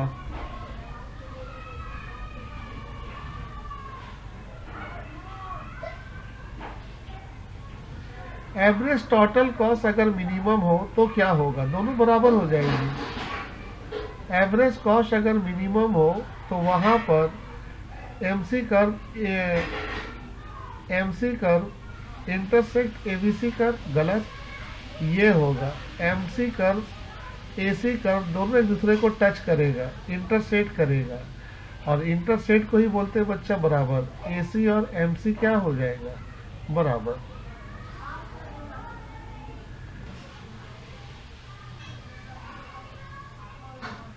एमसी कर्व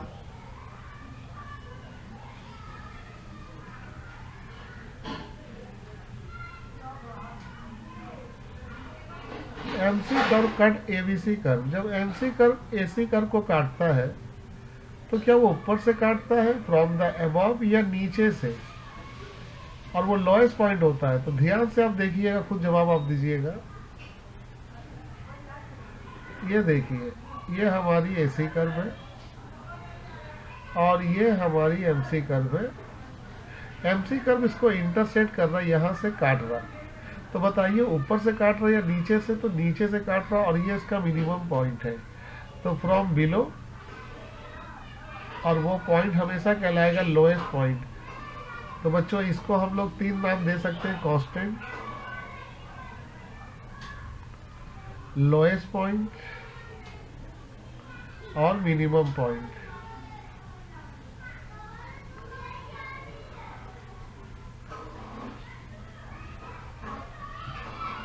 इसके बाद बच्चों initially MC curve slope downward be causes from drive the return. अच्छा, एमसी कर्व बेटा ऊपर से नीचे आता है। जब एमसी कर्व डाउनवर्ड हो जाता है तो वो हमेशा क्या बताता है? Increasing return to factor. क्या बताता है? Increasing return to factor. आइए थोड़ा सा आप एक बात याद कीजिए, ये खाली सभी के लिए है, सभी तो यू शेप्ड है, और ये मैंने आपको पहले ही एमसीक्यू में बता दिया।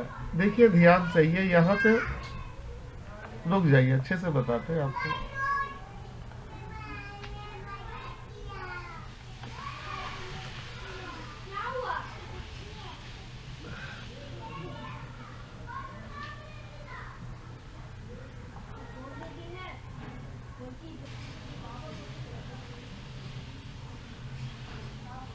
ये हमारी एमसी कर्व है, यहाँ तक वो डाउन हो रहा, कॉस्ट का कम होना आपको क्या बताएगा, इंक्रीजिंग।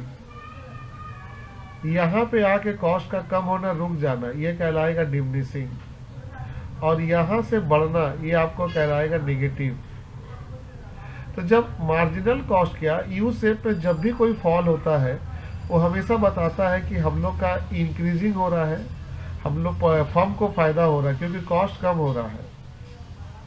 तो वो कहलाता है बच्चों इंक्रीजिंग रिटर्न टू फैक्टर्स।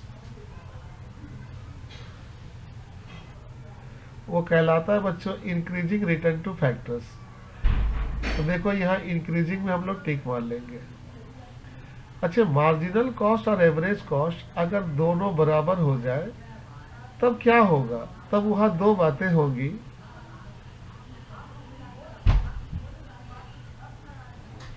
तब वहां दो बातें होंगी अगर दोनों बराबर हो जाए तो। थोड़ा ध्यान से देखिएगा।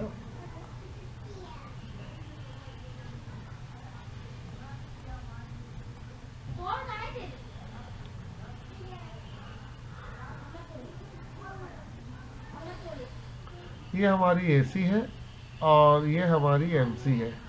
अगर इस पॉइंट में दोनों बराबर हो जाए तो ये सबसे पहली बात है लोएस्ट पॉइंट होगा, मिनिमम पॉइंट होगा, कांस्टेंट होगा। और क्या होगा, यहाँ पर मार्जिनल कॉस्ट जो है वो राइजिंग होगा, नीचे से ऊपर जाएगा। तो आइए देखते हैं। मार्जिनल कॉस्ट इज मिनिमम गलत, average cost is minimum yes, क्योंकि तो एवरेज कॉस्ट का मिनिमम पॉइंट है। Both average cost and marginal cost is minimum गलत, क्योंकि मार्जिनल कॉस्ट का मिनिमम तो ये है। तो खाली ए होगा इसका आंसर, बी होगा इसका आंसर।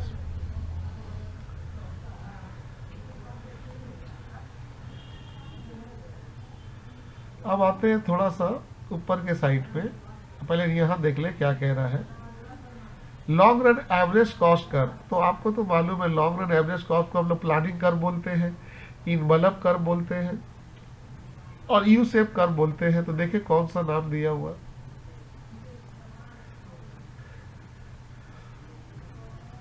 प्लानिंग कर्व दिया हुआ तो हम लोग प्लानिंग कर्व कर देंगे tick out.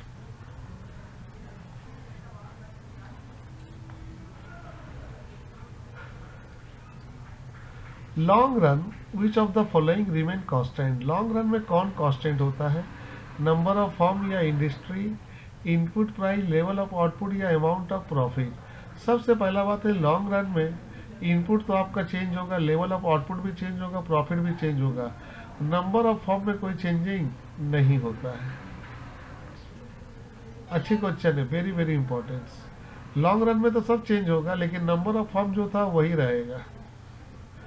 Long run price को हम लोग नॉर्मल प्राइस कहते हैं, ये बहुत इंपॉर्टेंस है क्योंकि लॉन्ग रन में सभी प्राइस नॉर्मल होती है। ये परफेक्ट कंपटीशन में आप जान जाओगे।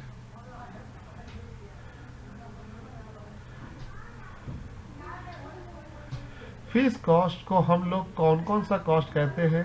फीस कॉस्ट को हम लोग सप्लीमेंट्री कॉस्ट भी कहते हैं, ओवरहेड कॉस्ट भी कहते हैं। सप्लीमेंट्री कॉस्ट और ओवरहेड कॉस्ट दोनों ही कहते हैं।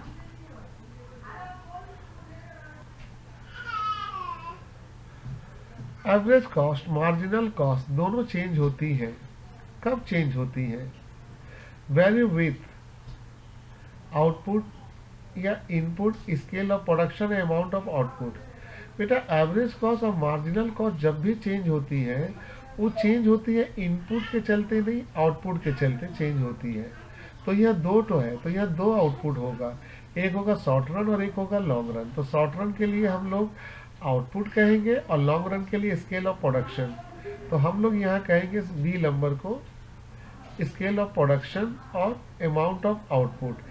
इंपॉर्टेंस है, याद रखना दोनों कॉस्ट जब भी चेंज होगा इनपुट वजह नहीं होगा, वजह होगा आउटपुट और होगा प्रोडक्शन, स्केल ऑफ प्रोडक्शन। यानी कि स्केल ऑफ आउटपुट और सिंपल आउटपुट। आउटपुट में एवरेज फिक्स कॉस्ट स्टार्ट। अच्छा, एवरेज फिक्स कॉस्ट, आउटपुट अगर इंक्रीज होगा, right, average fixed cost fall होगा, तो डिक्रीज आउटपुट क्या होगा, डिक्रीज नहीं इंक्रीज होगा, आउटपुट इंक्रीज होगा और एवरेज फिक्स कॉस्ट फॉलिंग होगा। Very very importance. अब बच्चों देखो ये मैथ आना शुरू होगा और ये मैथ बहुत ज़्यादा इंपॉर्टेंस है। टोटल कॉस्ट आपको 100 यूनिट का निकालना है, फीस कॉस्ट 1000 है, वेरिएबल कॉस्ट पर यूनिट 2 रुपया है। तो बच्चों 4 नंबर में हम लोग अगर बनाना जाए तो हम लोग जानते हैं टोटल कॉस्ट बराबर 2 कॉस्ट होती है, total fees cost, total variable cost. Total fees cost आपके सामने 1000 दिया हुआ है, टोटल वेरिएबल कॉस्ट दिया हुआ है 2 रुपया पर यूनिट। अगर वेरिएबल कॉस्ट 2 रुपया दिया हुआ पर यूनिट, उसको बोलते हैं ABC।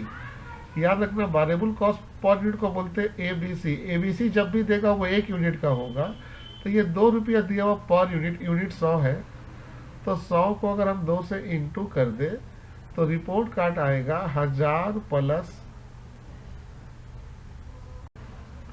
तो रिपोर्ट कार्ड आएगा 1000 प्लस 200, तो बेटा ये 1200 हो जाएगा। तो हम लोग यहाँ पे 1200 को MCQ में ले लेंगे। अब यहाँ ध्यान से देखो, आउटपुट दिया हुआ है, टोटल कॉस्ट दिया हुआ, बोल रहा एवरेज फिक्स कॉस्ट बताओ 3 यूनिट का कितना होगा। सबसे पहले तो यहाँ टोटल कॉस्ट में हमको फिक्स कॉस्ट निकालना होगा। तो आप इधर देखिए, 0 होने के बावजूद भी हमको कॉस्ट लग रहा, तो हम लोग कह सकते हैं कि यहाँ पर फीस कॉस्ट जो है वो है 60। सर आप कैसे पकड़े फीस कॉस्ट, यहाँ तो टोटल कॉस्ट दिया हुआ, तो आंसर होगा 0 है मेरा आउटपुट। अगर आउटपुट 0 है तो वो फीस कॉस्ट हो गया, और हमको बोल रहा है ABC निकालो। तो बेटा एवरेज फिक्स कॉस्ट निकालने का फार्मूला क्या है, टोटल फिक्स कॉस्ट लीजिए और डिवाइड कर दीजिए क्वांटिटी से, तो 60 ले लीजिए और आपका क्वांटिटी है 3 से डिवाइड कीजिए, आपका 20 आ जाएगा, तो आप 20 को गोल कर लीजिए।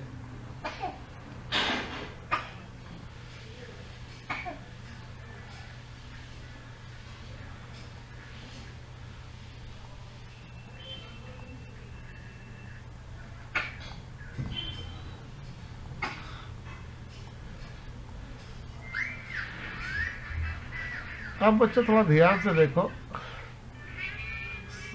Short AFC curve is convex, ये बात तो सही है, और डाउनवर्ड स्लोपिंग होता है। AFC कर्व कॉन्वेक्स होता है क्योंकि वो नीचे से ऊपर की तरफ घूम जाता है। अपवर्ड होता है नहीं, ये नहीं होता, ये होता है। तो पहला में ठीक है, दूसरा वाला में ये सेटिस्फाई नहीं हुआ। कॉन्वेक्स ठीक है, डाउनवर्ड स्लोपिंग, तो ये सही है। AFC कर्व के बारे में ये सही है। अब 7 नंबर मैथ देखो, ये 2-3 बार एग्जाम में आ चुका है। बोला टोटल कॉस्ट निकालिए 6 यूनिट का। अच्छी बात है, निकाल देते हैं टोटल कॉस्ट। बच्चों सबसे पहले बच्चों हम लोग यहाँ यूनिट ले रहे, और यूनिट है बच्चों 4 और क्या है 6। बच्चों मार्जिनल कॉस्ट है कितनी 40 और आपका जाके 30 है। टोटल कॉस्ट जो है बच्चों वो है आपका जाके टोटल कॉस्ट 160 है, और यहाँ क्वेश्चन मार्क है।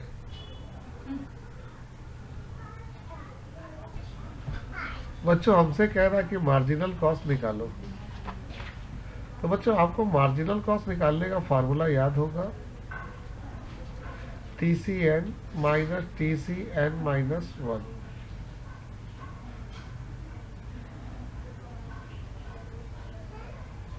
तो बच्चों मेरा यहाँ पर हमारा TC1 जो होगा वो 160 होगा,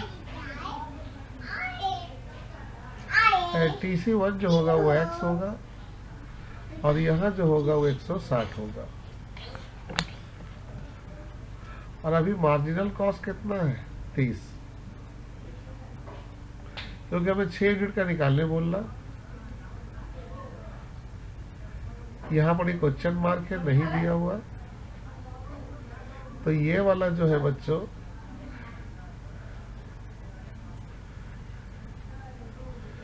ये वाला हम लोग का है TC।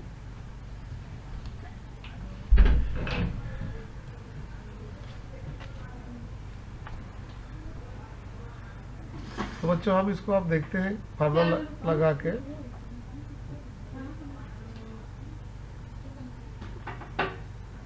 तो 190 हमारा आएगा, यानी कि यहाँ TC जो होगा वो 190 होगा। क्योंकि ऐसे भी निकाल सकते हो, यहाँ अगर 190 रखोगे तो दोनों के बीच का डिफरेंस कितना आएगा, 30 आएगा। लेकिन ये गलत दिया हुआ, यहाँ 220, यहाँ होना चाहिए 180 के जगह पर 190, ये सही होता। तो ये गलत MCQ दिया हुआ है, 190 होगा।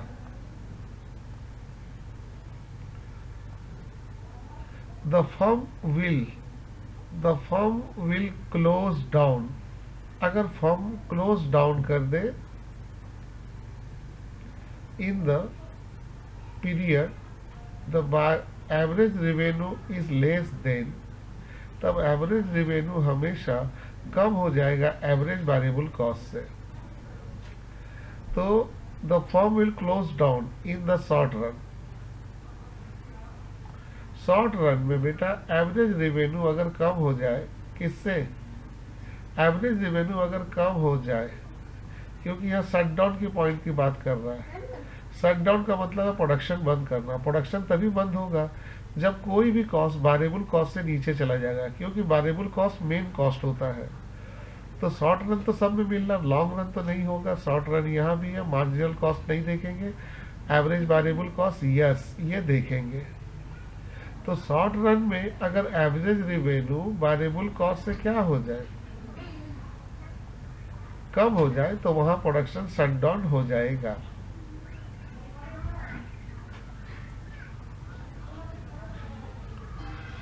बच्चे थोड़ा रिक्वेस्ट करते हैं, शटडाउन पॉइंट को हम लोग आगे एक सेपरेट वीडियो बनाएंगे, बहुत इंपॉर्टेंस है। शटडाउन पॉइंट का मतलब होता है प्रोडक्शन को रोक देना। तो मेरा जो सेल है, सेल जिसे कहते हैं रेवेन्यू, जिसे कहते हैं प्राइस, अगर ये कभी भी वेरिएबल कॉस्ट के बराबर आ जाए, एवरेज वेरिएबल कॉस्ट के बराबर आ जाए, तो shutdown,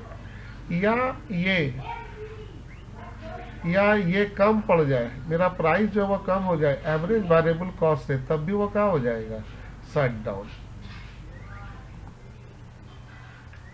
cost change due to change in, अच्छा, कॉस्ट अगर चेंज हो रहा due to change in marginal cost. Marginal cost को तो हम लोग क्या कहते हैं, एक्स्ट्रा कॉस्ट। तो ये कॉस्ट चेंज होता है और इसका चेंज होने का वजह होता है वेरिएबल। तो marginal cost change due to change in variable cost, very very importance, इसको नोट बना के लिख लेना। Marginal cost is change due to change in variable cost. इसीलिए हम लोग जब अकाउंटेंसी में कॉस्टिंग बनाते हैं तो मार्जिनल कॉस्ट को वेरिएबल कॉस्ट माना जाता है, याद रखना। मार्जिनल कॉस्ट को वेरिएबल कॉस्ट माना जाता है अकाउंटिंग टर्म में।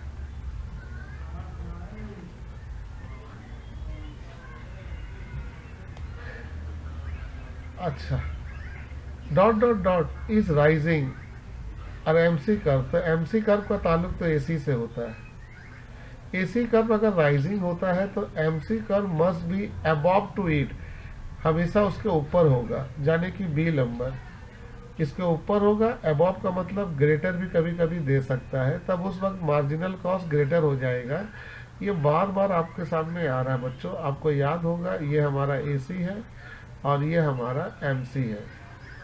तो बच्चों जब AC इंक्रीज होता है तो MC क्या होता है, AC के ऊपर होता है। देखो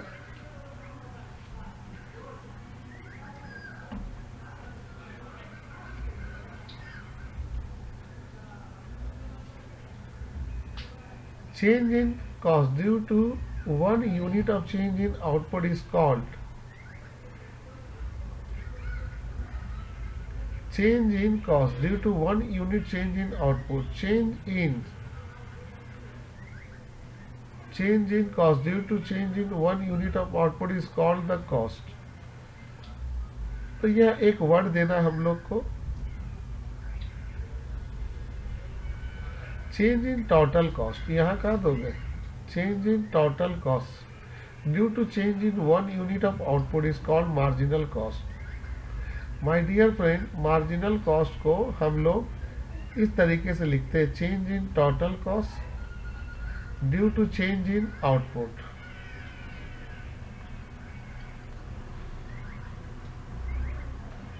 तो याद रखिएगा, टोटल कॉस्ट होगा और मार्जिनल कॉस्ट हो जाएगा.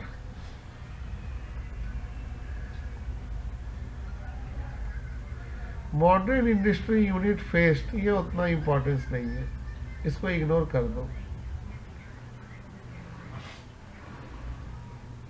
अब 13 नंबर में आओ.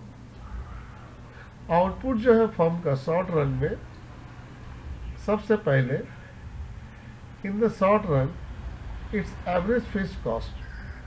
सिंपल है, आउटपुट अगर फर्म का इंक्रीज हो रहा, सही है, तो एवरेज फिक्स्ड कॉस्ट क्या होगा? डिक्रीज.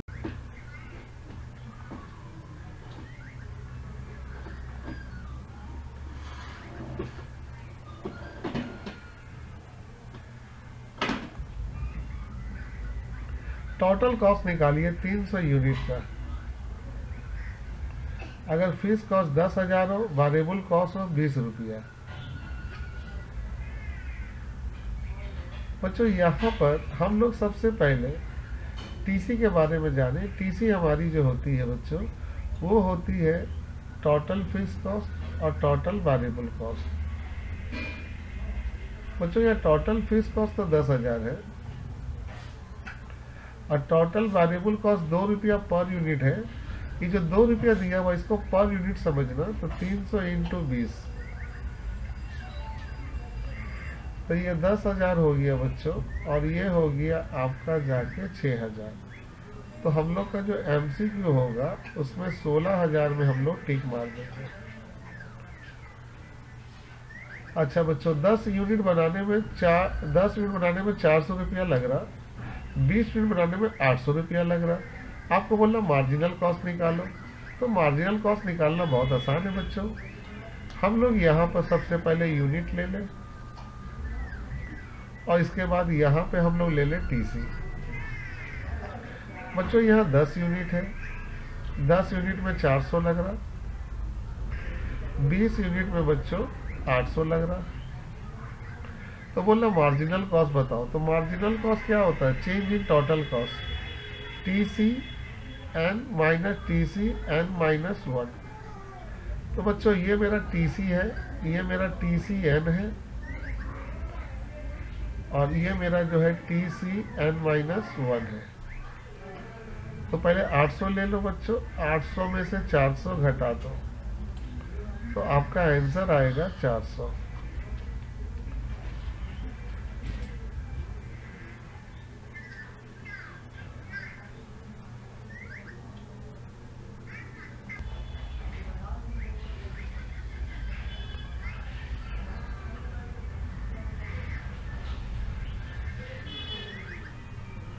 आपको बोलना टोटल वेरिएबल कॉस्ट निकालो 2 यूनिट का.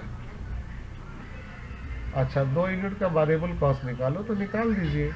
तो पहले हम लोग जानते हैं बच्चों कि आउटपुट जो है, आउटपुट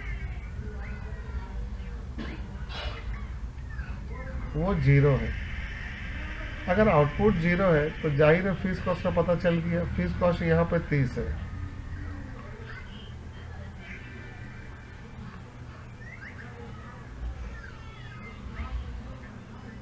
तो आप आराम से निकाल सकते हो बच्चों. जैसे मान लो 1 यूनिट है, 1 यूनिट में अगर 47 रुपया है टोटल कॉस्ट, तो इसमें तो फीस कॉस्ट 30 रुपया तो पहले से पता चल गया बच्चों. तो 30 अगर पता चल गया बच्चों, तो यहाँ पर ही आपका और कितना बचेगा? तब यहाँ पर ही आपका बचेगा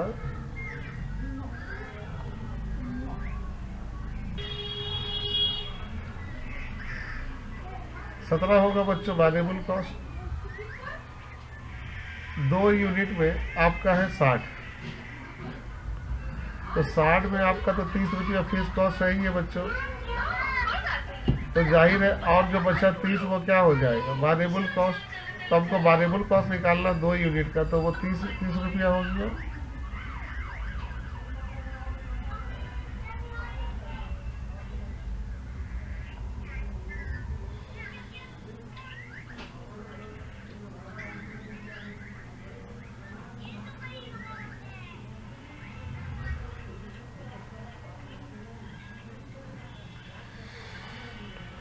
वेरी वेरी इंपॉर्टेंट है बच्चों ये वाली। यहाँ पर हमने सामने दिया हुआ टोटल कॉस्ट, जिसमें कि क्वेश्चन है 600 प्लस 10Q। बच्चों कभी भी एग्जाम में ऐसा क्वेश्चन आ जाए तो जहाँ जहाँ आपका वर्ड लगा रहेगा Q, तो आप तो जानते हो कि टीसी जो होती है उसमें 2 तरह की कॉस्ट होती है, फिक्स्ड कॉस्ट और variable cost. Variable cost output के हिसाब से बदलता है, तो यहाँ अगर Q है तो ये वेरिएबल कॉस्ट है। अगर किसी भी नंबर के साथ, जैसे मान लो एग्जाम में कल 10x दे दिया, तो ये वेरिएबल कॉस्ट है, और खाली नंबर रहेगा तो वो फिक्स कॉस्ट है। तो हम लोग यहाँ पे कह सकते हैं कि सर फिक्स कॉस्ट जो है वो 600 है, और सर वेरिएबल कॉस्ट कितना है 10Q। तो हमसे क्या मांग रहा, फिक्स कॉस्ट, का आंसर होगा 600।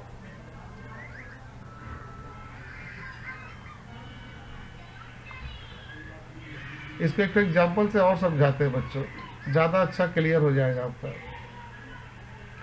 कल एग्जाम में ऐसे भी दे सकता है बच्चों कि आपका टोटल कॉस्ट बनाने में आपको लगा है 2x square plus 5x plus 100। आपको बोलना बताइए इसमें फिक्स कॉस्ट कौन है, वेरिएबल कॉस्ट का है। जहाँ तक देख रहे हो x है वो हो गया वेरिएबल कॉस्ट, और जो खाली नंबर बचेगा बच्चों वही क्या होगा फिक्स कॉस्ट। कल हो सकता है यहाँ x के जगह पे q दे दे, हो सकता है कल यहाँ पर m दे दे, तो यहाँ एक वर्ड एक नंबर मिलेगा, एक वर्ड मिलेगा। जहाँ तक वर्ड है वो वेरिएबल है, जहाँ नंबर आ जाएगा वो फिक्स कॉस्ट है।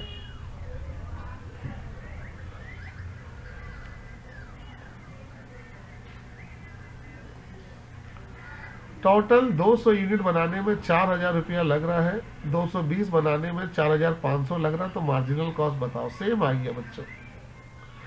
सबसे पहले ये बताओ बच्चों, हम लोग का टीसी कितना दिया हुआ, टीसी 4000 दिया हुआ।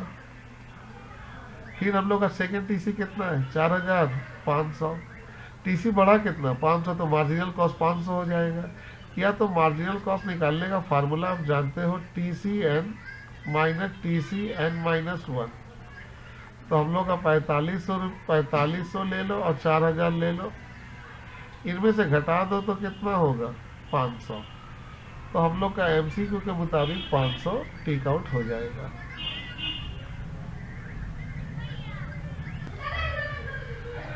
बच्चों यहाँ पे बोल रहा है कि टोटल कॉस्ट दिया हुआ है, एवरेज वेरिएबल कॉस्ट का मिनिमम पॉइंट निकालो।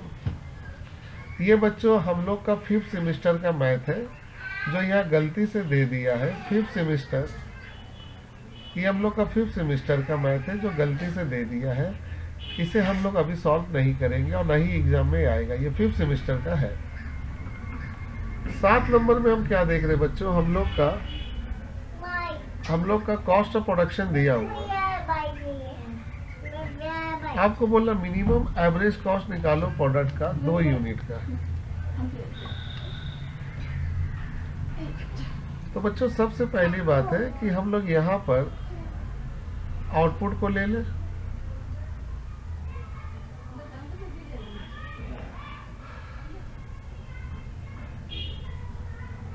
वन 2 3 4 5 6, और हम लोग के सामने यहाँ कॉस्ट ऑफ प्रोडक्शन मतलब टोटल कॉस्ट दिया हुआ 40 33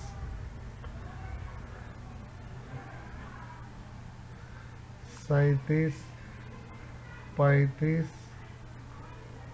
33 34 45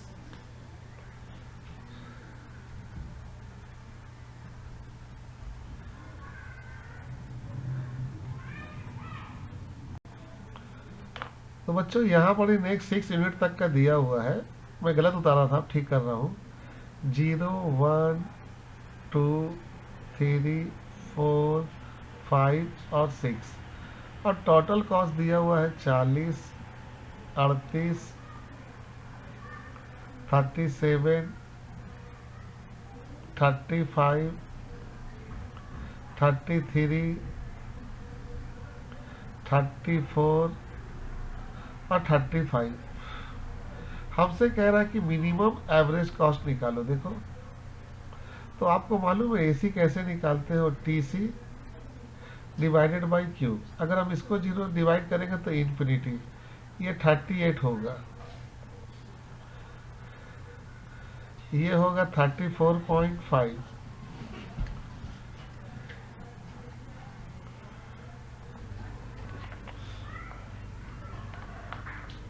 बेटा यहाँ मिनिमम एवरेज कॉस्ट लेना है, तो सबसे कम कौन है देखो इस लिस्ट में, सबसे कम यहाँ दिखाई दे रहा 5.83। क्या यह 5 है? 5 है, लेकिन 0.83 नहीं है। तो मेरे ख्याल से यहाँ पर ही 5 ही नियरेस्ट माना जाएगा।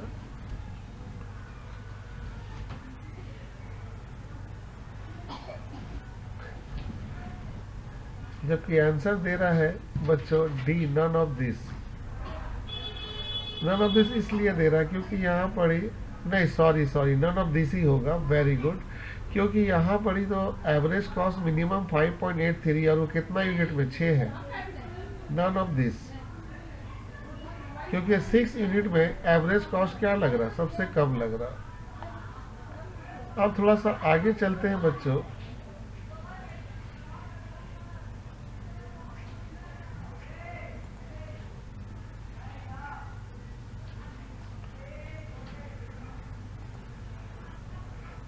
Find out the total variable cost, total variable cost of 3 unit, 3 unit का टोटल निकालो। अच्छी बात है भाई, निकाल देते हैं variable cost.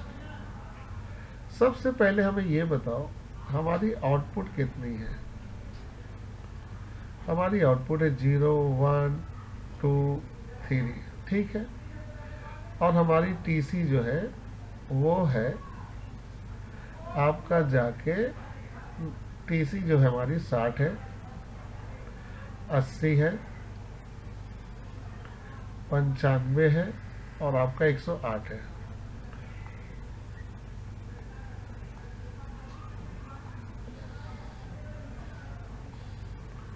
Fees cost, fees cost तो आपको मालूम है, जहां 0 होगा वही फीस कॉस्ट 60 है, तो सब में 60 ले लो बच्चों। तो वेरिएबल कॉस्ट आराम से निकल जाएगा, क्योंकि वेरिएबल कॉस्ट ही दोनों को जोड़ते हैं तो फीस कॉस्ट आता है। तो यहाँ वेरिएबल कॉस्ट तो आपका नहीं है, यहाँ आपका 20 है, यहाँ आपका 35 है और यहाँ आपका 108 में से 60 घटा दो 48 है। तो टोटल बोला था, जोड़ लो बेटा, 48 35 और 20, 103। तो आपका आंसर होगा टोटल वेरिएबल कॉस्ट यूनिट का 103 है।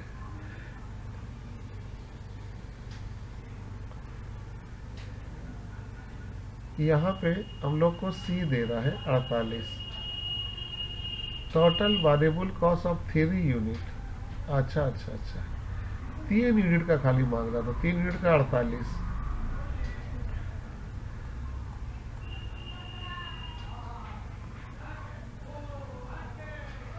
यूनिट का मांग रहा 48 बेटा।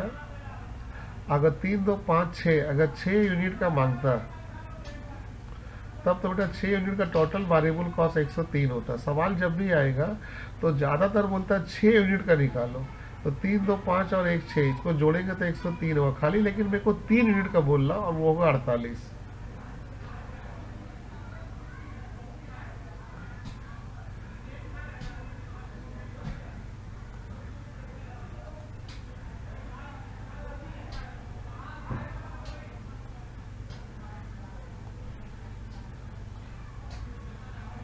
अब बच्चों ध्यान से देखो, मार्जिनल कॉस्ट बोल रहा 2 यूनिट का निकालो। तो 2 यूनिट का मार्जिनल कॉस्ट अगर निकालना है तो 0, 1 और 2 है।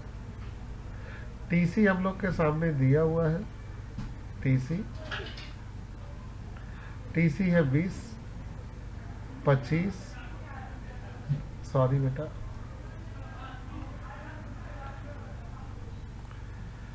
सबसे पहले बेटा हम लोग यहाँ पर नंबर ऑफ आउटपुट ले लें, 0, 1, 2। टीसी हम लोग के सामने बच्चा 20, 25 और 31। हमको बोला 2 यूनिट का निकालो।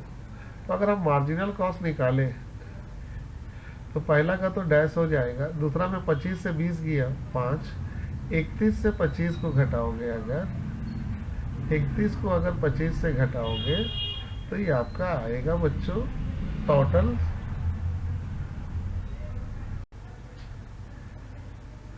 टोटल आएगा बच्चों 6। अगर हम लोग यहाँ पर पहला तो डैश हो गया, 25 से 20 गया 5, ये वाले को इससे घटा दो तो 5 और ये वाले को इससे घटा दो तो 6। तो हम लोग का एमसीक्यू में 6 आ जाएगा।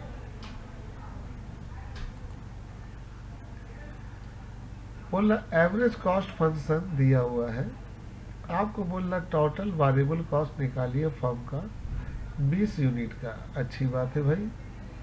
आप एक चीज जानते हैं, एसी बराबर क्या होती है, एएफसी प्लस एबीसी। अब थोड़ा ध्यान से इक्वेशन को देखिए, हमारी जो एसी है वो है 200 बटा में क्यू प्लस 25 प्लस 6Q। बच्चों यहाँ पर तो हम लोग का AFC जो होगा वो हो जाएगा 25, क्योंकि ये फिक्स कॉस्ट है, क्योंकि इसमें कोई यूनिट नहीं है। लेकिन जो हम लोग का ABC होगा वो होगा 200Q और प्लस 6Q। अब बच्चों यहाँ पर ही यूनिट कितना दिया हुआ पुट कर लो, यूनिट दिया हुआ 20। तो बच्चों यहाँ से 1 0 1 0 काटो 10 और ये 120। अगर इसको जोड़ोगे तो टोटल आएगा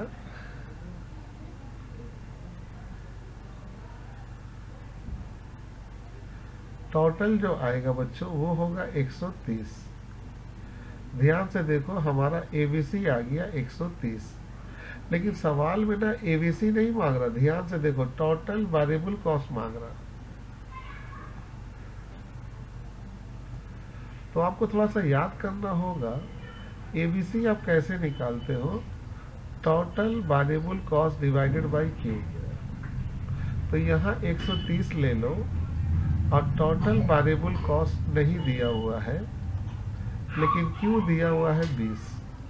तो आप टोटल वेरिएबल कॉस्ट निकाल सकते हो 13 दूनी 26, 13 दूनी 2600।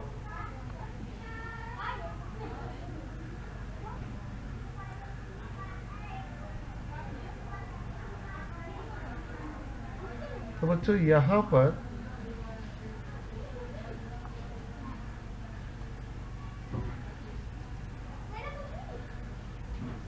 पर बच्चों हम लोग के सामने एक बार रिपीट कर लेते हैं। 200 काटे 10, 6 दूनी 12, 120, 130।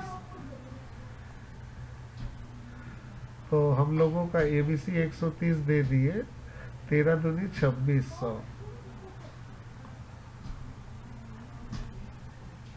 यहाँ पे बच्चों 2400 है, 2600 नहीं है, तो यही वाला होता।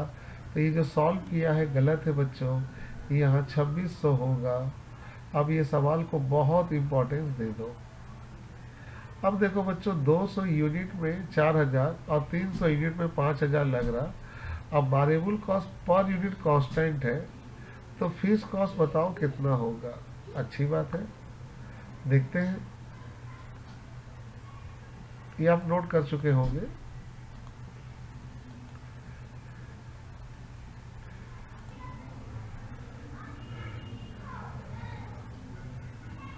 बच्चों यहाँ पर हम लोग का जो यूनिट है वो है 200 और टीसी जो है बच्चों वो है 4000, और फिर यहाँ पर 300 है, और बच्चों यहाँ पे है 5000। हमसे कह रहा है वेरिएबल कॉस्ट का पर यूनिट कांस्टेंट है तो फीस कॉस्ट निकालो। अगर यह जीरो दिया होता तो हम लोग फीस कॉस्ट निकाल देते। तो बच्चों यहाँ हम एक सवाल सॉल्व करते हैं, इसको ध्यान से देखना। जब यहाँ पर आउटपुट जीरो ना हो,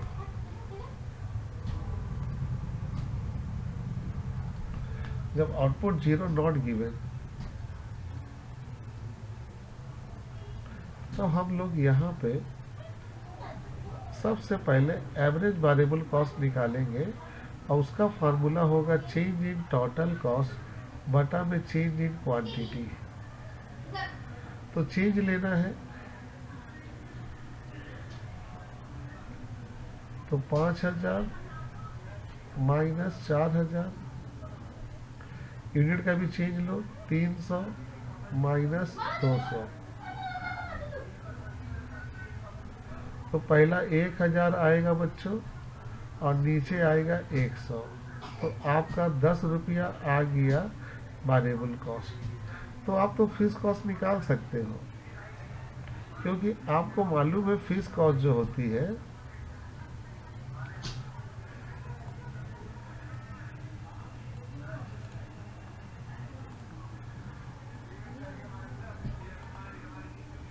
क्योंकि आपको मालूम है टोटल कॉस्ट जो मिलती है वो टोटल फीस कॉस्ट और टोटल वेरिएबल कॉस्ट से मिलकर बनती है।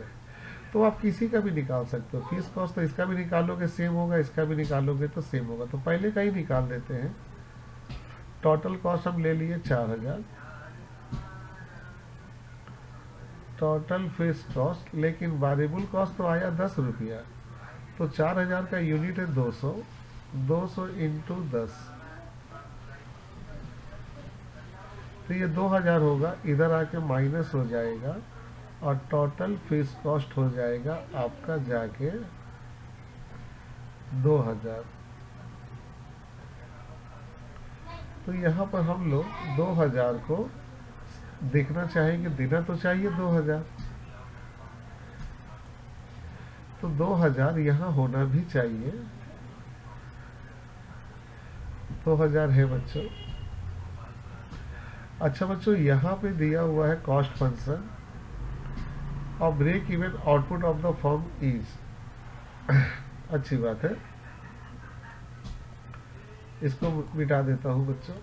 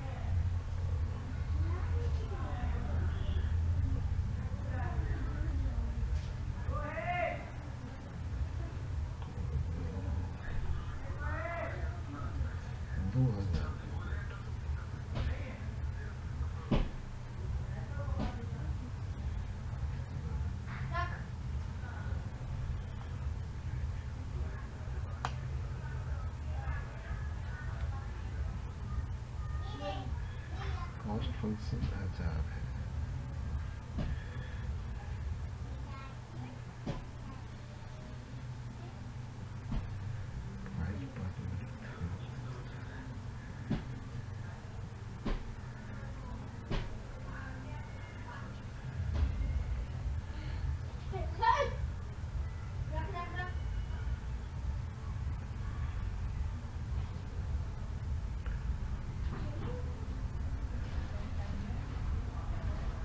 थ्री पॉइंट फाइव माइनस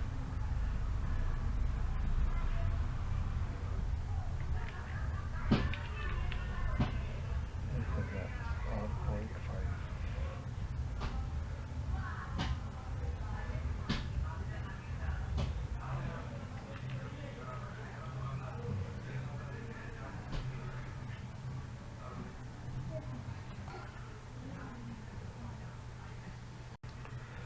बच्चों ब्रेक इवन आउटपुट को हम लोग क्यू मान लिए। याद रखना बच्चों, यहाँ ध्यान देना, अगर यहाँ क्यू है तो क्यू मानना, अगर एक्स है तो एक्स मानना। तो बेटा ब्रेक इवन कॉस्ट जो होगा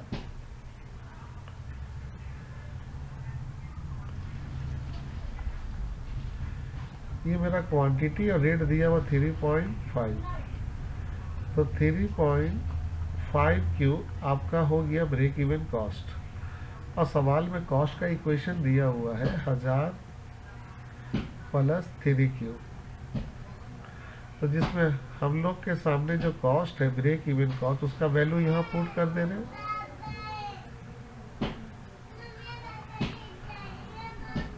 तो 3.5Q माइनस 3Q बराबर 1000, तो 0.5Q बराबर 1000। अगर हम लोग इसको 0.5 से डिवाइड कर दें तो ये 2000, तो हम लोग यहाँ 2000 को सिलेक्ट कर लेंगे और ये हमारा आंसर हो जाएगा।